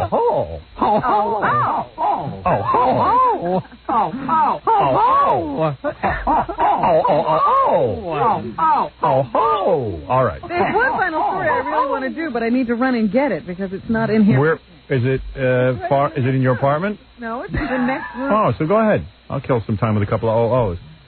I'll give you a couple of plugs. Oh ho! Oh ho! Oh ho! I'm back already. All right, go ahead. You know how we love these stories of marital discord. Yeah. This is from El Paso, Texas. A marital dispute prompted a man to shoot his wife, chop up her body, and paint the parts in an attempt to conceal the evidence. She must have really been nagging him. It all started as a family dispute, Howard. I see. James Patrick Bradley had a history of domestic violence. He's been arrested a number of times. And what did the wife say? He was a former driver for a county drug and alcohol abuse center and remained in El Paso County Jail since his arrest on Tuesday in lieu of $1 million bond. He's charged with murdering his wife, who was an actress. Parts of the woman's body turned up in plastic bags, cardboard boxes, or blankets in various public places. Well, I wish him luck in picking up the pieces. In some cases, the parts were brightly painted. When I was in Vietnam, we used to chop up goats and paint their parts, and that was just like a regular Saturday afternoon. Nobody thought twice. Was he a vet? Police allege that Bradley, who is disabled and uses either a wheelchair or a walker, shot his wife 5 times in the chest with a small caliber handgun the day after Valentine's Day. Wow. Must not have gone So well. they must have had a nice meal, Right. gone to sleep, and then he got up and killed her. Wow. Bradley is now on medication and under the care of a doctor. According to police, he was arrested 3 times in 1989 to 1990 on domestic dispute charges involving his first wife. None of those charges ended in conviction, though. They zeroed in on Bradley as more and more parts of her body continued to be deposited near the area of his house. Well, you have to hand it to her. A realistic composite drawing taken from a photograph of the severed head of the victim was shown on local television on Monday, prompting her family and friends to call and identify her. So what did he do with the good part? What did he do with that? Did he paint that blue? Sent it to Gilbert Gottfried. What did he do with the Kluge? What did he do with the Kluge? Yeah. Where's the Kluge? Where's the Kluge? How could you throw away a perfectly good Kluge? Maybe he didn't. They don't say that he sent all of her parts away. Oh. Kluge. Blue Kluge. I get out of my coffin and search for Kluge. It doesn't even have to be attached to the rest of the body, as long as it's a Kluge with hair on it. That looks like a werewolf. The alleged killer was trying to cover his tracks, so he spray painted the body parts because he thought it was going to destroy or conceal the evidence. Well, I don't think that he's guilty. It just drew because attention. I think it was the white cop who sprayed the body parts. So that's what's happening. Thank you, Robin. Thank you so much, Dracula Gottfried. Yes. Gilbert Definitely Gottfried. the best idea you've had. I'll think of some more. Yes. Let me just say that Gilbert will be on Married with Children this Sunday on Fox. Everyone looking forward to that. More good acting like he did on Channel 9 a few weeks ago. Oh, yeah. You can see Him and on, Jackie. Married with Children, acting some more. Gilbert proving he'll take any job. Where did you get those gold coins? Did you steal money from me? Anyway, Friday on Catch a Rising Star, the Hyatt in Princeton, New Jersey, it's Gilbert. And Gilbert moves over to Catch a Rising Star at the Governor Morris Hotel in Morriston, New Jersey, Saturday night. Are you telling me it was a conspiracy? Jackie- That you took the gold coins from me? Jackie the Joke Man Marlowe is ordering a Wild Comedy CD or cassette. Is rather selling you a Wild Comedy CD or cassette. It is $10 plus $3 shipping and handling. Jokeland special, buy 2, get 1 free. Call 1-800-323-KING. This Saturday, Jackie, big show at Vans in Freehold, New Jersey. And Jackie. What's wrong with the old lady? You always have to hit him with a blackjack. For filthy jokes and info, call 516-922-WINE. Remember, Can we get a dressing room? 516-922-WINE is not a pay service. So Jackie, when you acted with Jackie on that Channel 9 show, did he ask for a dressing room? Yeah, on the plane over, first of all, I'm trying to look at the script, and he's going, do you understand this? My wife said it should end differently. No, his wife is rewriting. Oh, boy. Oh, man. That's great. I found the only bigger glom than me in the world. Jackie and Gilbert did this TV show together, which, I guess they got a hold of them. They were trying to get some heat for it. That UPN network Yes. that nobody watches, the Paramount network. Hey. So Why is he screaming? Gilbert evidently took the job and Because he takes any job. And Jackie takes any job. How'd they go? So they basically did. It was like Loud and Louder. He was asking these questions like, do we have to learn the dialogue? Is that what he said? Did you two fly out together or did you meet up there? You flew out together? Lying little complaining bastard. He says to you, do we have to memorize the script? Oh, that was just And then he's saying his wife critiqued the script? I spent 6 hours on a plane next to him. And he's going to complain about me. My wife's done it differently. Great. Yeah, why don't they fly her out as a script You will never know how long a flight to Las Vegas is till you sit next to Gilbert. Did you take your wife with you, Jackie, or you went yourself? No, Gilbert was my wife. And did you guys hang out on the set together? Endlessly. Yeah. Really? We spent 3 months together for 2 days. Was it bad? We had a great time. I had a great time. I can't speak for Gilbert. We had a fabulous time, Howard. Yeah. I read the script and I fell in love with it. Did you entertain him? Did you ask what Nancy thought the ending should be? Yeah, did you actually carry that conversation on? Making that up. My wife's done it differently than this. See Baba Booey this Saturday at the Javits Convention Center in Manhattan from noon to 2 for the New York Comic Book Spectacular. I'm an idiot. I'm a friggin' idiot. And to get a signed copy of Stuttering John's CD, call 201-942-OUCH. But it's just hard to, it's hard to completely disassociate yourself with it. What? If you're planning a wedding or party and you need a DJ, call Scott the Engineer's Rocket Entertainment at 718-BAG-5040. My wife said I don't need a DJ. We're going to, we'll see you tomorrow. Thank you so much, Dracula Godfrey. Yes. Any last words for our audience? To die, to be really dead, must be glorious. There are far worse things awaiting us than death. Fantastic. We'll see you tomorrow.